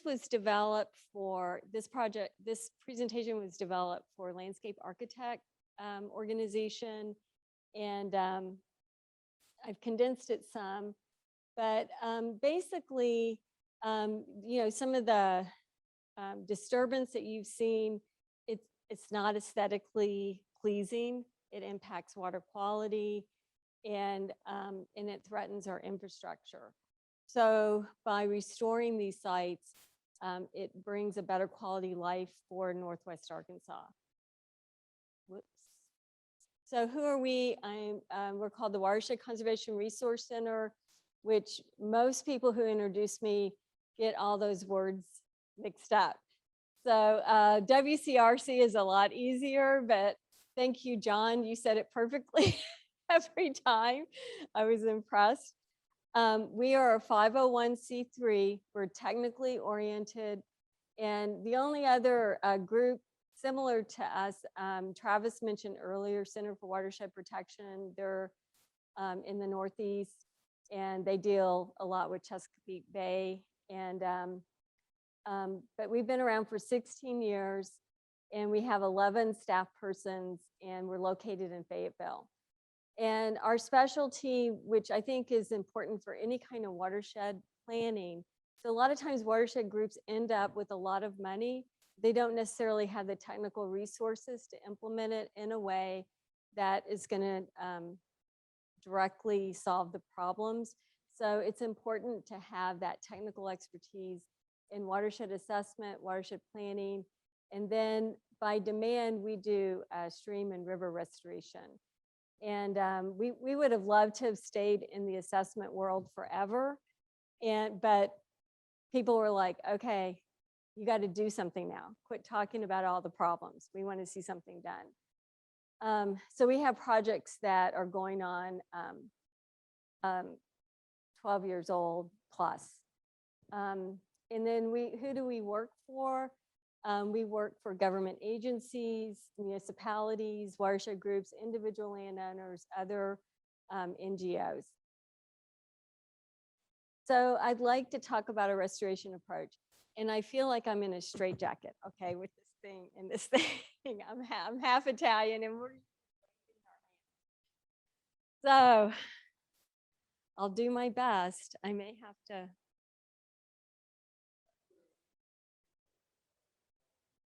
Okay. Great. Wow. Okay, so we use ecological restoration principles to develop designs that restore channel, riparian, and wetlands for unstable reaches of rivers and streams. So we use a holistic approach. And I want to add to this, most of our solutions are watershed based too. So it goes beyond just the site. We've actually looked at the entire watershed. And so you heard a lot about fluvial processes this morning from John, and that particular approach to restoration puts a lot of emphasis on the channel design. Some of the photos that John Pennington showed, where we got this great riparian back, well, they had channel design associated with that. And you can't stabilize, as Travis pointed out, just by planting trees. So we like to break this description of our restoration approach into two components. And I don't believe they're separate, but it's easier for people to understand. So you have the channel design, which is going to restore the hydrology. We're going to construct better defined bed features, riffles, runs, pools, and glides. If you exist on a river, or if you play on a river, you know it all. Well, you probably know the riffles and pools. The glides are the transitory features between those two main features that everybody usually notices. And even here, this building is on a stream. And if you guys want to walk over to the window, not right now, but if you want to walk over to the window, you will see a lot of the features that I'm sure John Chapman covered this morning. So the building is actually sitting on, does anybody want to tell me what feature, that landscape feature that is? We're sitting on a terrace, okay? We're not sitting on a floodplain, thank goodness, because it would, it's not smart to do that. But if you look outside the window, you'll actually see an inner berm feature, and you'll actually see a floodplain. And we could probably pick out bankful from here if we had a lot of experience.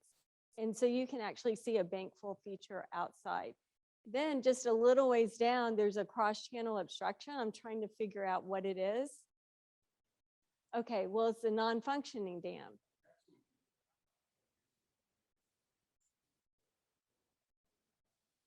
Okay, so that's great information, because that dam being blown out and now the water's going underneath it, that's what allowed, and then what formed? The inner berm and the floodplain. So you've got that just right across over here. Everybody should take the time to look at that. And, but that cross-channel obstruction, the once dam, if you look downstream, does anybody want to tell me what you see downstream of it? Well, yes, I didn't really see the erosion because I was just looking from over there. But what you see is, so you have the channel form came back once the water wasn't being backed up by a dam, okay? And you probably are getting some erosion here from that because it wasn't done in a mindful way, it just happened. But that cross-channel obstruction, all of a sudden, the stream is over widened and it follows the form of that concrete dam. So you have a nice width to depth ratio here. I'm sure John talked about that this morning, but downstream of here, you have just, an outrageous width to depth ratio.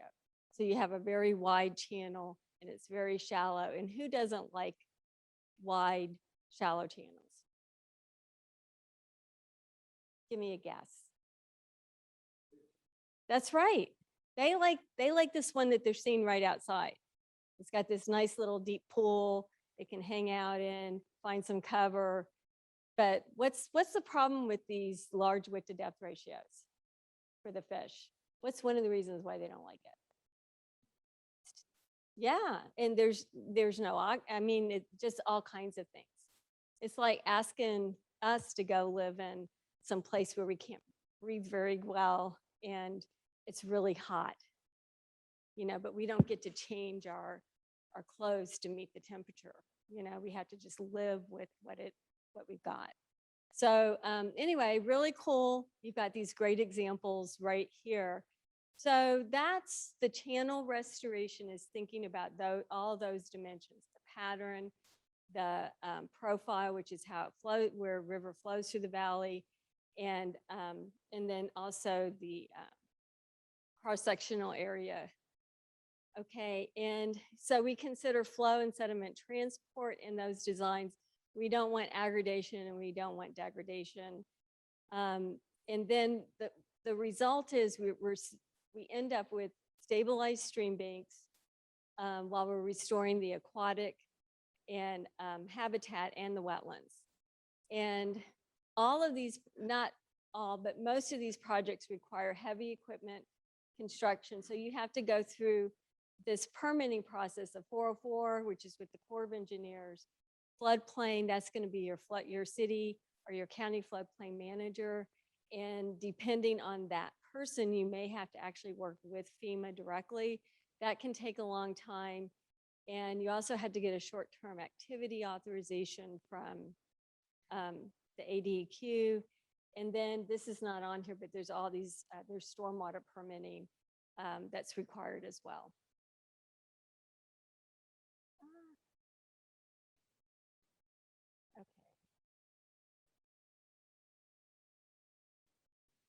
Okay, so I said two components, but it's one thing.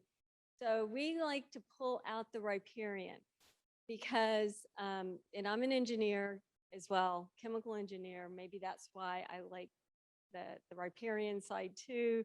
We're a little bit different from the structural engineers, but the engineers in general, they gravitate towards that channel restoration. We make the riparian restoration part of our engineered design. And because of that, our projects look really good and have a great aesthetic quality to it. And it also helps bring back, that's why we like to call it ecological restoration. And we do use natural channel design principles in our channel restoration approach. So why, who cares, you know, early on in this business, we got a lot of, from engineers, you know, you just need something green on it. Who cares what kind of plant it is? And you might still hear that today. But your riparian, our approach is we integrate the native vegetation establishment and management into design. It provides the long-term protection of the restoration. So if you're thinking you're going to build a restoration and, you know, if it lasts 5 years, I'm okay. No, this is like a big deal. This is a real big deal. And it's something that you should look at as a lifetime investment, okay, and beyond. So that riparian restoration gives you your long-term protection so you can end up with a project that lasts for decades, hopefully, or a project that's in sync again with the current climate. You probably heard about that this morning, the current climate and the physiographic region. And now we have to take into account all the infrastructure associated with where we're building these projects. So the live plants, we're using those to help control the erosion, but we're not totally depending on them. What do? They reduce the water velocity. We have our own techniques that we've developed the last 10 years. We learned quickly that you got to establish plants quickly, or you're not going to be able to keep your soil on these projects. So there were some projects built early on where people brought out the soil for the floodplain, put some seed out. First storm came along, all their soil was gone. So there has to be a lot of wisdom in this. You have to establish those plants quickly. And we've gone to the extent that we incorporate plants during construction. We've got a couple of construction operators in here, and I'm sure you have to be able to work with those operators and let them know on the front end, you're going to be planting during the construction process. And then we use only plants that are native to the local ecoregion. We remove invasives, and we've gone to the extent that we try to get our sources either within this ecoregion, and sometimes that takes collecting seed and growing them, or if we're going to buy from somebody, it's someone that's growing in this ecoregion or a similar one. Okay, so this is Tanyard Creek, and we're building, so we've got a towwood bench in here, but we are rebuilding the floodplains, and we were able to establish this in a little over a year, and that's got 50 different species, that new floodplain. And then our other restoration approach is, and this is the water quality component, and this is Beaver Lake. John put the emphasis on our drinking water source. So it doesn't matter what watershed you live in. We have 3 major ones in Northwest Arkansas. We all drink this water, okay? And so we actually monitor how much sediment and nutrients that we reduce in these projects. And what that does is it helps bring funding into the area to be able to build these types of projects, which are expensive. So these particular projects, when you look at, this is without a flood, all of these numbers can be multiplied between 2 and 4 times when there's major floods. But the annual reduction without a major flood is 15,000 tons of sediment per year and 10,000 pounds of phosphorus a year. This is huge when you start talking about are we going to have to spend that 40 to 100 million for additional wastewater treatment? And then we just did a quick calculation of, well, how much work have these projects done for us since we built them? And that's the 100,000 tons of sediment and 65,000 pounds of phosphorus. So doesn't matter where you live, if you live in Northwest Arkansas, this is helping the drinking water source. And those numbers are actually quite higher. And then what about the fish? Most people around here like outdoor hunting and fishing. And we actually have data now that shows from Arkansas Game and Fish, they've been collecting data at our restoration sites, and they have shown that at the work that we've done on the West Fork, they're finding that there's more smallmouth bass at those sites compared to the degraded sites. There's more smallmouth bass, and they're bigger. So the one in the picture, that is a trophy-sized smallmouth caught at the project downstream of Greenland at the Drake Field, and it's like 2.5 pounds. It was over 18 inches. And then these are the watersheds that we have projects in. We have more projects in this, but I just wanted to remind everybody there's more than just Beaver Lake and the Illinois. We also have the Elk River watershed. And this is a list of partners. I'd like to just talk a little bit about partnerships. We are able to do the work that we do because we have so many great partnerships, and we have people collaborating with us and working with us. And it's the only way to actually get widespread solutions implemented. So I just want to say thank you to all of our partners. And then funding sources. Are you wondering how we're paying for all this? We work our tail ends off to bring in this money. And it takes, and one thing that brings in this money is that assessment that we do on sediment nutrient reductions.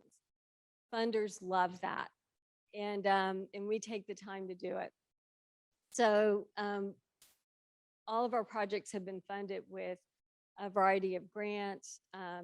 Usually our matching funds is coming from municipalities, private foundations, and then a lot of in-kind from the local organizations and local government agencies.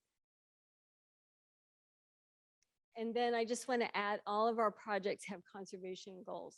So you're going to have funders that they're interested in water quality. They're not interested in the fish. And then you're going to have funders that are interested in the fish or the aquatics or the riparian, but they don't really care about the water quality. We have both emphasized in our projects.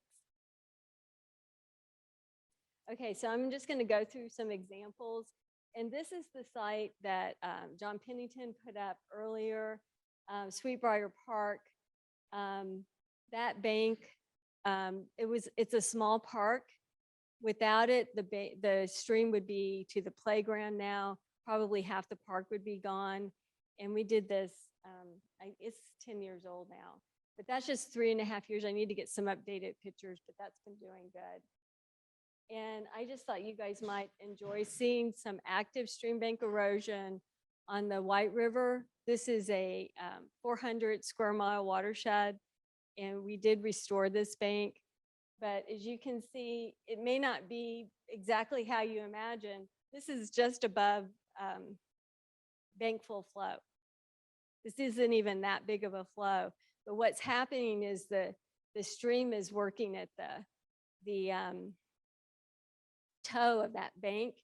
And as it takes away the toe, and as the upper bank is saturated from the rainfall, you just have this sloughs of it just falling in. So first you'll have some go away from the toe, then it'll fall in. And then you actually have like almost, it's almost trying to form a bench at the bottom, but then the next storm event will take that away and more will fall in. This just shows the erosion. I'm going to go through this quickly.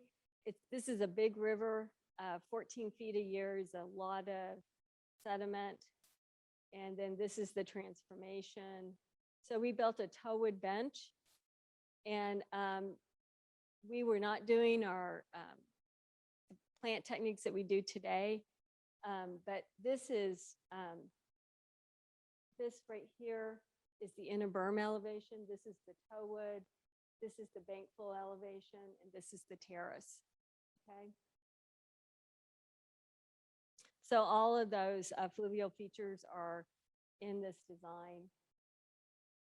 And this was just 2 months after construction, 18 months, 2 years, and I think John showed this picture. Okay, so then we couldn't take a picture anymore from that point because there was too much vegetation. This is again before. So that bank is 16 feet high, just to give you a reference point. And then this was 6 years later. You can't even find it on the river anymore. A really successful project. Let's go back to water quality. This cut bank was about to erode into fields owned by the city of Fayetteville, where they had been land applying sludge from the wastewater treatment plant for decades. High phosphorus, high metals. If it had gotten to, and it was almost there. And there was a mature riparian forest that this cut bank took out first before it started on the field. So we were on just like a little abandoned floodplain. And then it had maybe about 50 feet to go to get to those high contaminated fields. So this is an important project for all of us in this region. Yes.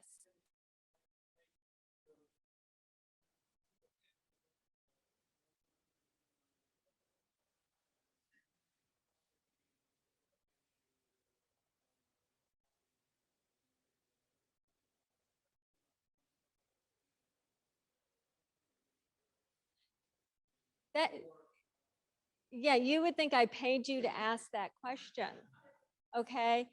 Because we, in the Ozarks, we're incised no matter what river system we're on. And there's a lot of debate about how much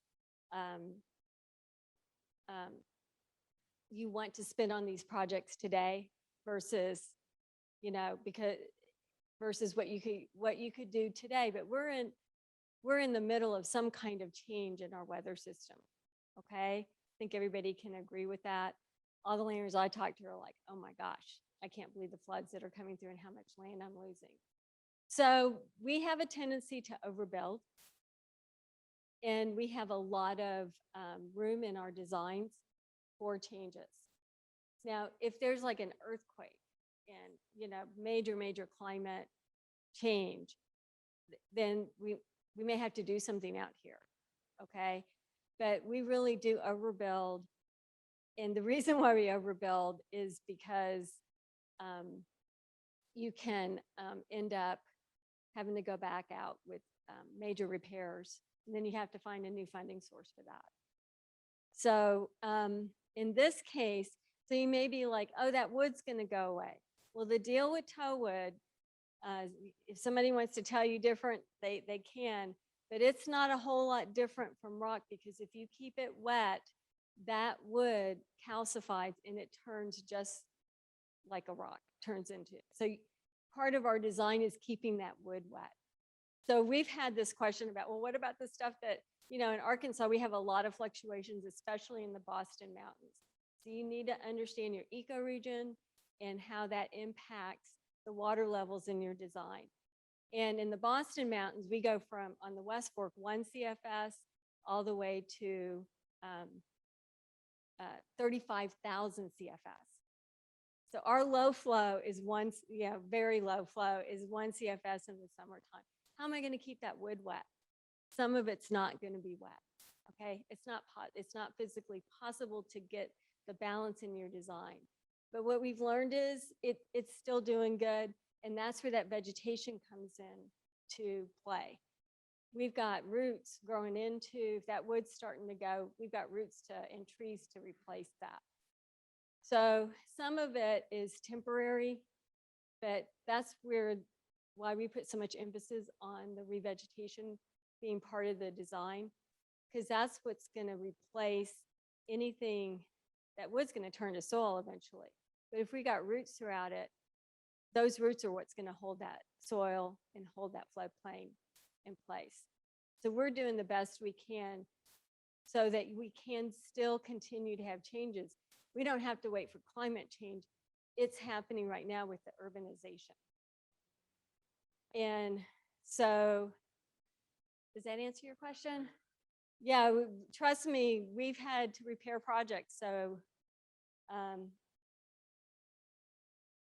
and then this is just a overview that shows the 16-foot high bank. You see the little guy next to the stream bank. We had landowners jump up and down and say, oh, I bet it looks like crap in the winter. But I put a winter picture in there. It doesn't. It's totally vegetated. All those plants that are in dormancy, they have roots holding in the floodplains that we created. Okay, Little Sugar Creek, everybody knows the dam and off of the Highway 71, located in Bentonville. This is a 1,500-foot project, 7 to 10-foot high bank, 63 square mile watershed, and our bankful flow is 2,400 CFS. And so that's the stream bank, and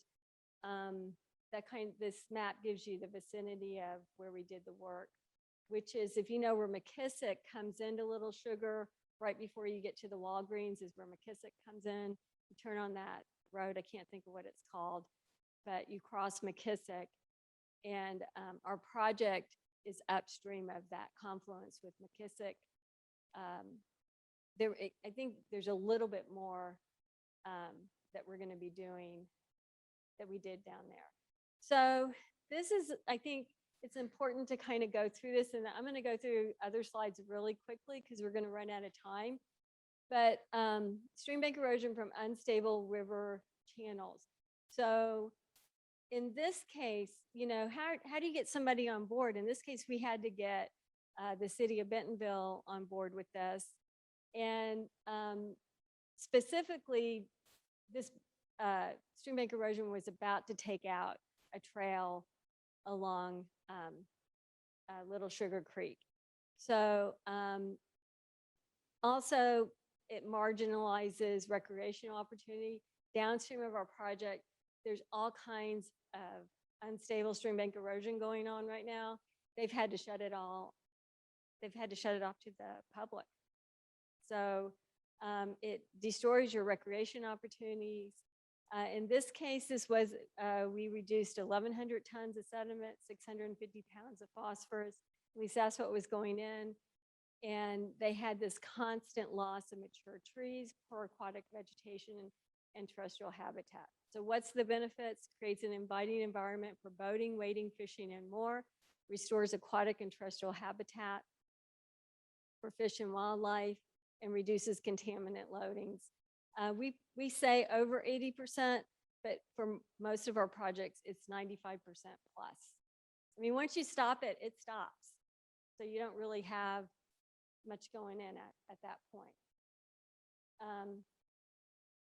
And our funding for this was City of Bentonville through an EPA Wetland Program Development Grant and the Walton Family Foundation. Okay, restoration design. So in the bottom, if you look at the photo right here, so this is 1942. You can get some air photos that go back to sometimes 1938, 39. A lot of them up here are the early 1940s. And what we found was the channel used to go through this wooded area through here. This was the pattern. We assumed, since it was wooded, that it was fairly stable at that time. This was the current day pattern. And the problem with this is when the floodwaters came, you would get these debris jams here, okay? And then it would cut around here, and this is what was, that's what's taken out the trail. So you had an unstable pattern going through this system. And this is our design. We did riffle construction here.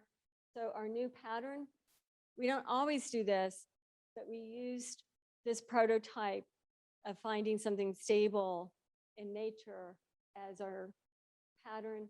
There actually was an old channel through here, so we didn't have to excavate or destroy much of the current environment. And then we took this bend here, that's here, and we turned this into a wetland. So this is a channel plug. This is, it's not really a plug, it's something like a plug, but it still allows water to back up in here. And we have a series of grade control structures here.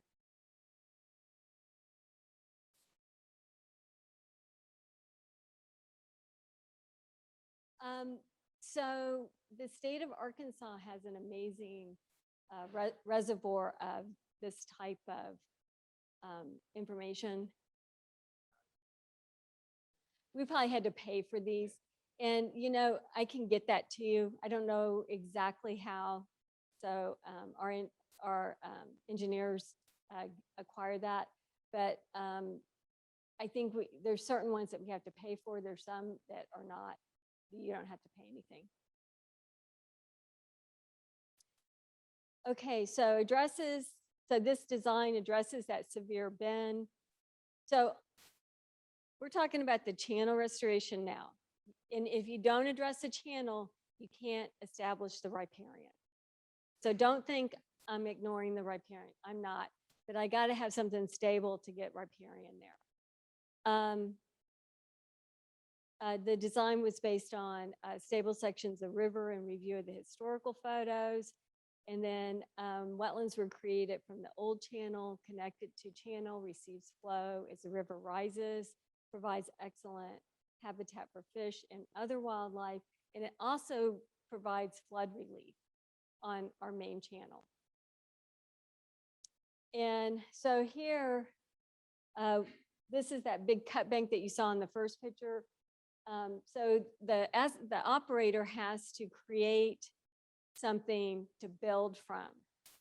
So this is just the beginning of building that toewood bench through here. And here's our design. This is where so to answer your question, this is where we're overbuilding. We like to, in the Ozarks, we would not do this everywhere, and we wouldn't do this on headwater restoration or priority 1 restorations. You don't need this. But where you are incised, and that means you're no longer connected to a wide floodplain anymore. And we have access to bedrock. So what's happened mostly in the Ozarks is, and it saved us, the bedrock was close to the surface. And so when the changes in the watershed happened in the late 1800s, the streams cut down to bedrock, and then they started moving laterally. Okay, so we're lucky we got this, or the streams would just still be down cutting. Like you have in New Mexico, you'll have streams that are 40, 50 feet disconnected from their floodplain. Okay, so we like to footer to bedrock. When you guys want to do that, do a project like this without doing that, good luck. We have found this is a good way to go. Then we rebuild floodplains on top of the toewood. So we're getting started. Now we've completely constructed this toewood bench. So you're like, oh, it just looks like you put something on top. This goes all the way down to bedrock, and this costs more money than just building it to right here. So we've seen projects in Oklahoma completely blown out, toewood gone, because they didn't go to the bedrock.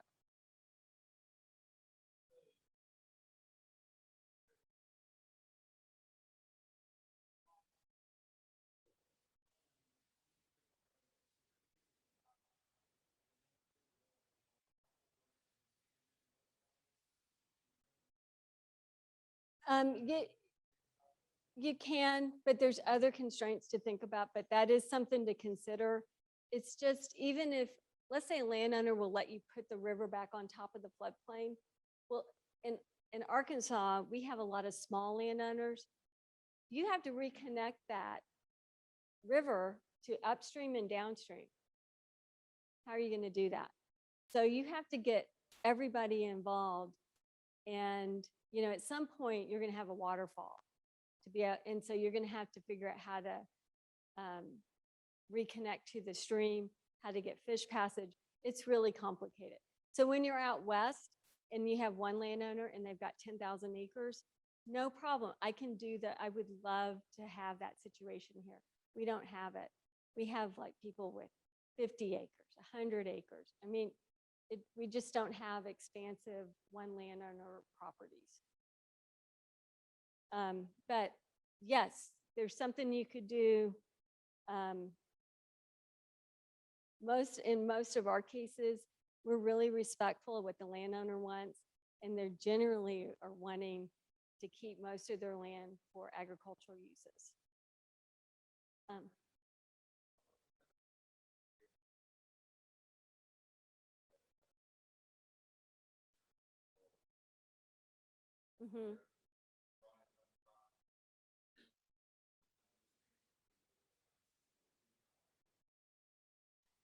So they did riprap. Yeah. So we designed so can we talk about that when we go to the field site, and remind me, and I'll talk about that then.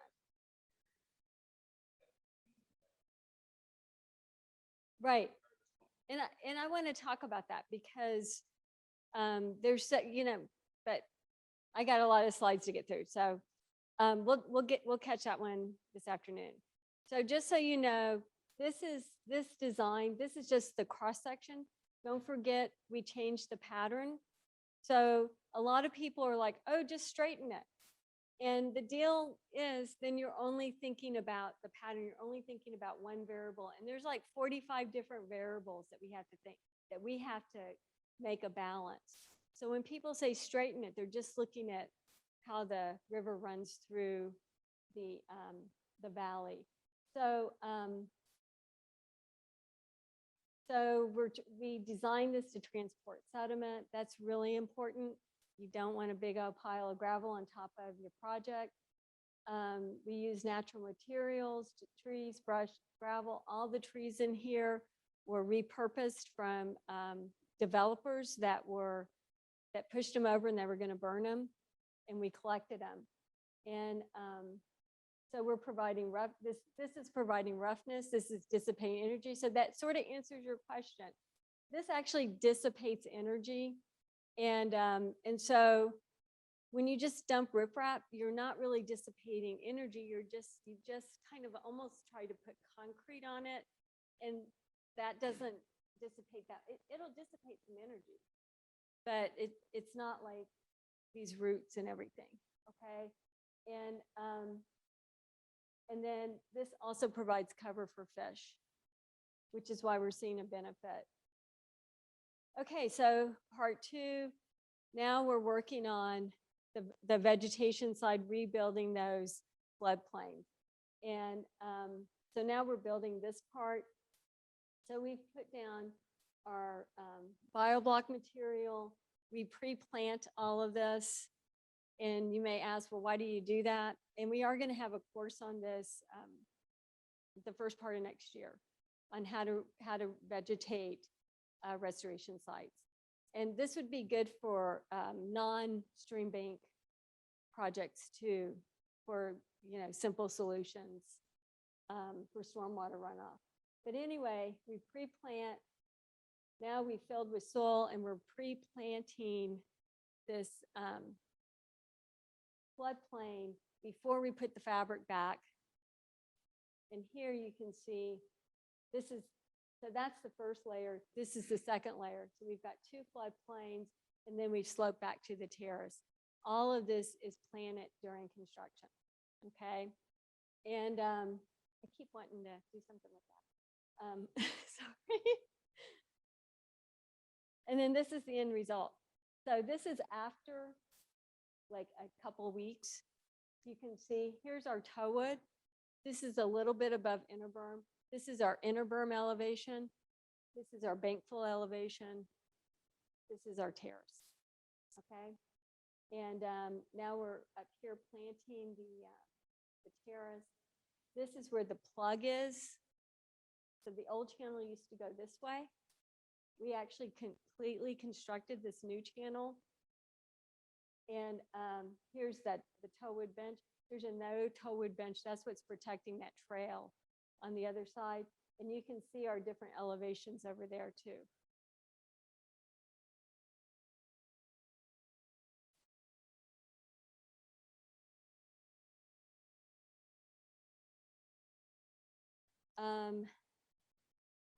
So this is, we're talking about the grade control structures. Why do we have them? So we want to maintain a riffle. So we're coming out of a big natural pool where it's stable. We want to maintain a riffle before we go into this pool. So these are our riffle grade control structures are up here. Then we have this grade control structure. What did I tell you? If you keep that wood wet, it's going to turn into a rock. So we want to keep that wood wet. We do have some that's out of the water sometimes. It's okay. We've got enough experience now that all this veg is going to make up for that later. And this is where the plug is. And then I didn't have a recent photo, but the veg is doing good. This project's a year old this year. These are the grade control structures. This was 4 or 5 months after.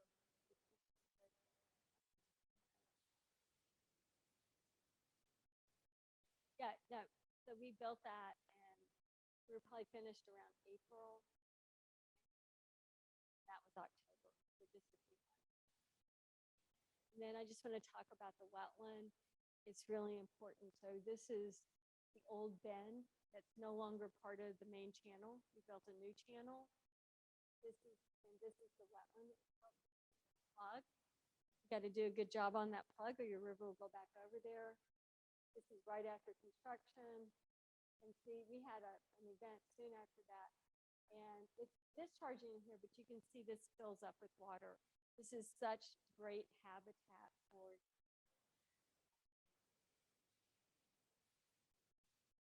all the critters that live in this kind of environment. And this was October 5th. The wetland, like we didn't, this plant came in, it's a nice wetland plant, came in right. It's already looking like a wetland just after a few months. Yes.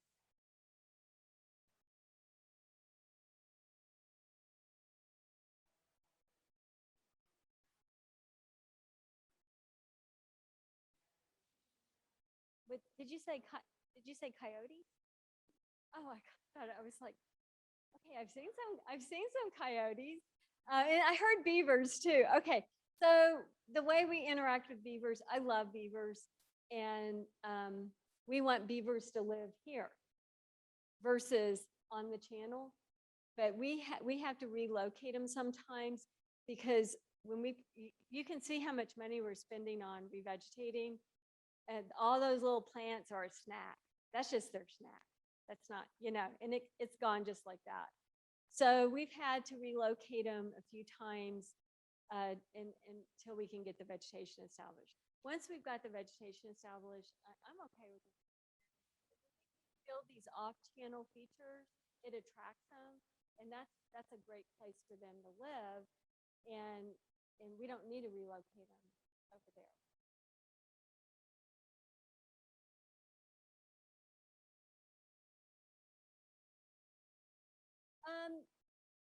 Well, we do for the deer. So it just depends. We haven't had a lot of problems with deer. We have one site where we did put those little protections down. So we should probably do more. Gosh, we do so much. Sometimes that gets overlooked, but that's a good idea.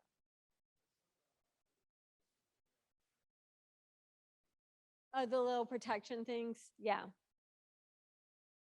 Okay, so this is on University campus. You guys can visit this anytime when you're walking from Lot 56 to the arena, Bud Walton Arena. We restored that little creek there. We're in the process of designing the downstream end of that, which would be what runs alongside that parking lot. And we're going to be helping the university to find funding to build that. But this is a really successful, this project's almost 10 years old. And we do a lot of things differently now, but it's still been a great success. And then this is the first airport project, very, very unstable in size, large river. And there's a before and after. And this has been a really successful project. So I just want to reemphasize, if you do this kind of work, you need to have funding to inspect these sites. It's as engineers and scientists, if we're going to go out there and mess with these sites, we need to make sure they're safe. We need to inspect them after flood events and figure out, do you need to do maintenance? Is everything still functioning right? And you need to have money in reserve for any type of maintenance that might have to happen. When you build these, a flood is coming. Sometimes it's 5 days, sometimes it's 2 years, but it's coming. So we also do all vegetation management, like we will replace plants. We do invasive control. We have, like I said, Mullins is like 10 years old. We still do invasive control out there. We have a project at Gully Park. We still do invasive control there. We don't want, so you're getting back to the aesthetics. People will accept these projects more readily if you do the invasive control, because invasives tend to be unsightly and natives just look a lot. And there's some people that are going to be like, I want to mow down the natives too, but most people accept the natives. They just look better. Small repairs, when a big flood comes through and you had some damage, structural damage, if you fix it, then, within a reasonable amount of time, it'll resolve it and it won't cost that much money. If you let it go, which most of the time people let it go because they never come back. They come in, build project, they're gone. That's what's great about us being a local nonprofit. We go back. We don't have any choice. But we want to go back. And that's why we can understand so much about how these projects work, is because we go back. If you fix those, if you don't fix a small damaged area, it will get bigger and bigger, and it can turn into $100,000 versus $10,000 if you would have fixed it the first time.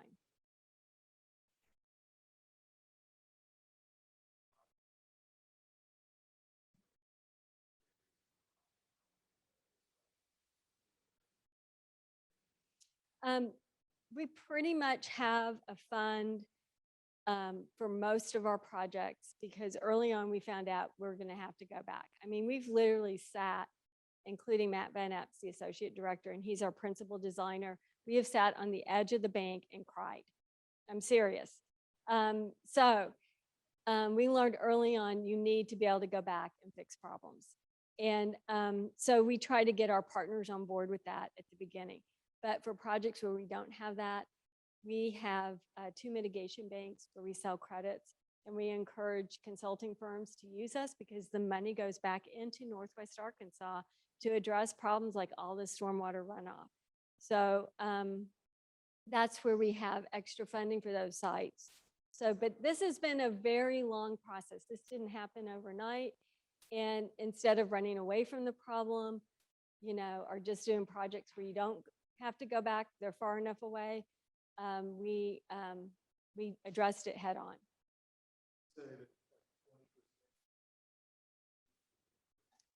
Oh, it depends. Okay, we do high risk projects.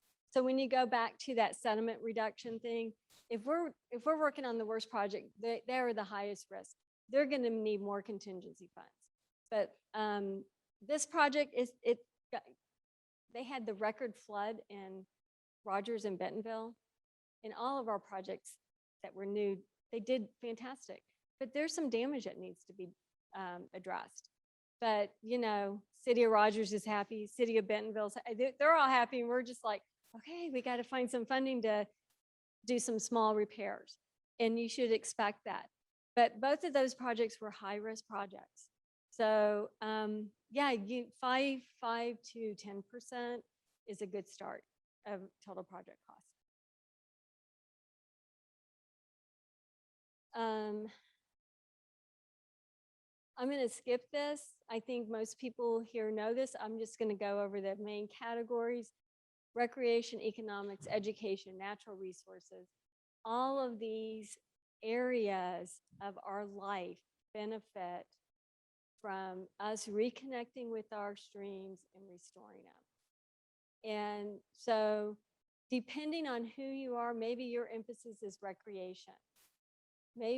Maybe all you care about is the money. These projects, from an economic standpoint, they're going to bring money in, just maybe not directly. Education, they're great opportunities for the local schools. And then, you know, for us, the natural resources is really important, okay? And we want to figure out a way to get everybody to reconnect with natural resources so it becomes important to everyone, because we wouldn't be here without our natural resources. Fair statement? But for some reason, it's like, well, it's our playground and we can do whatever we want to with it. But the reality is it's also, you know, our house that we live in. And so you don't want a messy house, right? Okay, so I'm just going to go through this really quick because it was covered, but this is a watershed-based project where we prioritize sites for restoration. So each one of those dots is a section of river on the West Fork of the White River. It is a very unstable watershed and an unstable river. So it's not a stream bank, it's a complete section of river that needs restoration. And I just want to point out that we did a watershed assessment back in the early 2000s.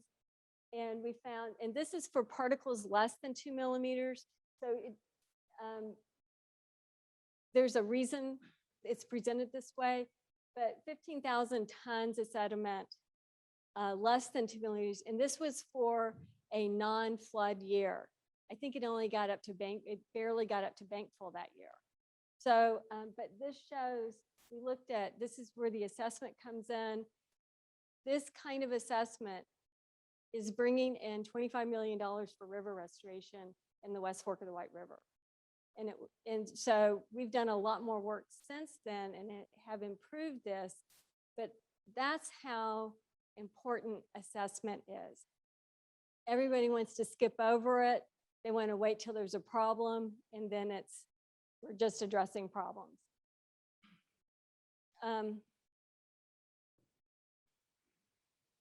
We already talked about the importance of Beaver Lake. I'll skip that one. I just got to call out our partners. We had 14 partners on this project. The major funders were NRCS and Beaver Water District and the Walton Family Foundation. But all of those partners contributed and played a major role in making this project successful. 2 programs, EQIP and PL 566. And it was at $8.7 million. This is the most money ever brought into Beaver Lake Watershed for drinking water, to improve drinking water. And this is turning into, really, it's going to be close to a $40 million project. And so what I want to tell you is we started, so all those practices that Travis showed, great. And we did practices like that too. But I'm talking about streambank erosion today. One of the things that we wanted to demonstrate to NRCS was that we could use EQIP funding to do small stream projects. There's not enough money for big stream projects, but we could do small. So I'm just going to go through a couple of NRCS projects. I think it's important to show this is the channel. These people wouldn't even go down to this is Rock Creek. They wouldn't even go down there anymore. They were so heartbroken over the instability. This is the design tow wood bench, but notice we didn't put a tow wood bench with this pattern. So it goes back to 45 variables you got to balance out. So this was a stream bank restoration, but we still use natural channel design principles to come up with a solution. And this is before. Let's just look at before one more time. This is just a 5 square mile watershed. Terrible erosion. That's our design. And that's right after construction. And so just back to here. Here's our toe wood. Here's our inner berm. Here's our bankful terrace. Over here is our bankful. Okay. That right here matches up with that here. So that channel dimension that we built there fits our design. It's not just throwing some toe wood at it. You can throw toe wood at something too, just like you can throw riprap. And then planting the terrace. Those are just the practices we use. This is the one, well, the one before, the 580. These were the riparian practices. These paid maybe like a couple $100. So they don't really contribute to supporting these. We're going to work with the NRCS to try to get them to pay, but it really costs to restore a riparian area. The other practice, the 580, it provided like $75,000 for that. And then this is what it looks like today, and this project's only 2 years old.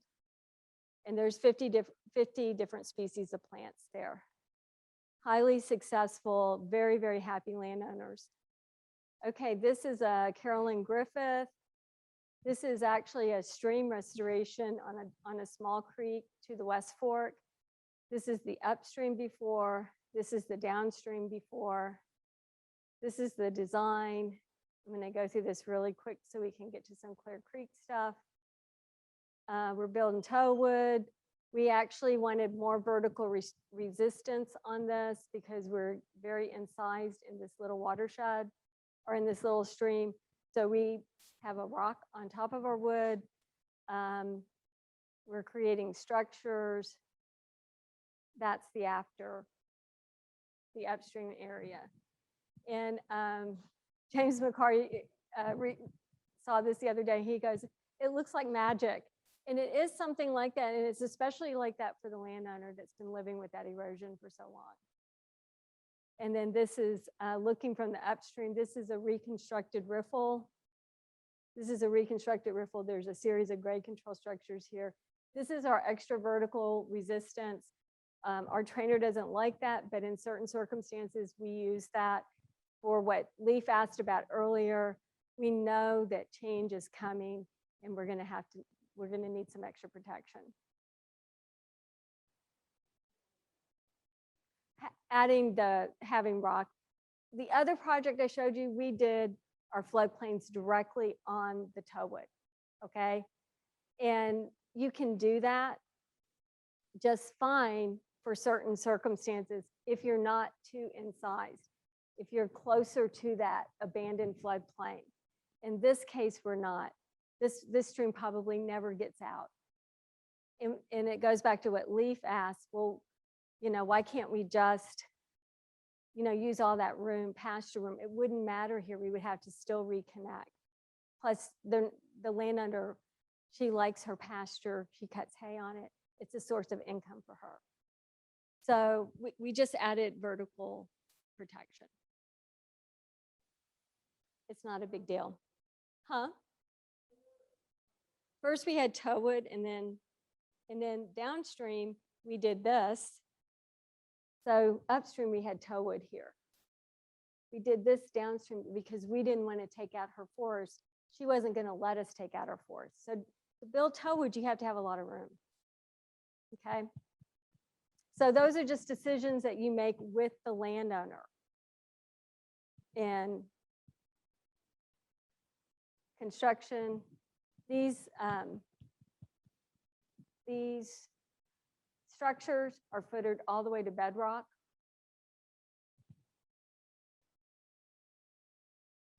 And then this is the downstream pool.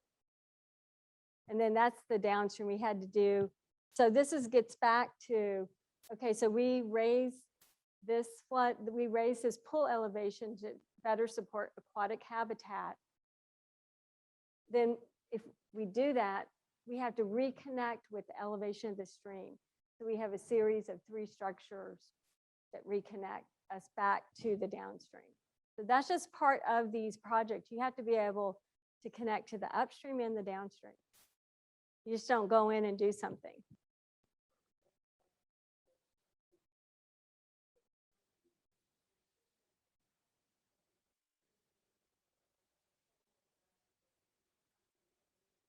If you can't reconnect, so what we do is we add on to our projects.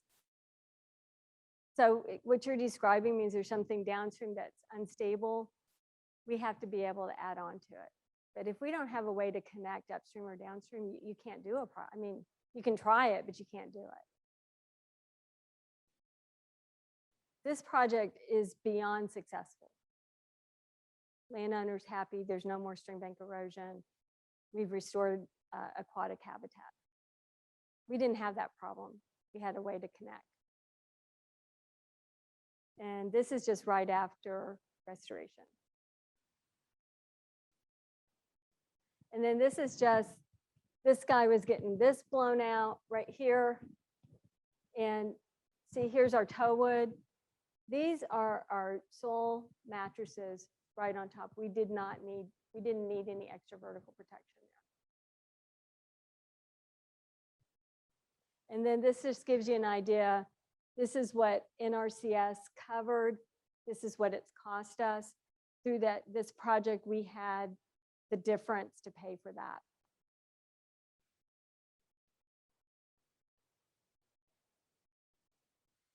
Okay, so this project also covers large-scale river restoration. And this is where we're going to be bringing in probably close to $40 million to do all those sites that you saw on that beginning slide. And so let me just talk about that. This is based on 20 years of watershed assessment data. And we are initiating this process on Osage Creek. We've already actually initiated it with the city of Rogers. But these are all the sites that have not been restored. And this is their sediment load. There is one more site that's not on here, and it's site 16, and it's 45,000 tons of sediment a year. I don't know what number Leif gave earlier for the banks that have been monitored in Illinois, but I think it's lower numbers than this, and it just shows how unstable this river is. Okay, and but if you're like, well, why isn't that one on there? We already had the funding, and we'll be building that next year. Okay, so these are unfunded sites, and we're working with the NRCS to bring in the money to do all these sites. So that's going to take 20 years. We've got more work than we can do in our lifetime. And then this is an extension to the original airport project that we did. And this is the part of the design. This is the before, after. That's a J-hook vein. Before, after, before, and after. And there's just people inundate this site now. So it went from an area that wasn't accessible. People are out there fishing now, swimming, and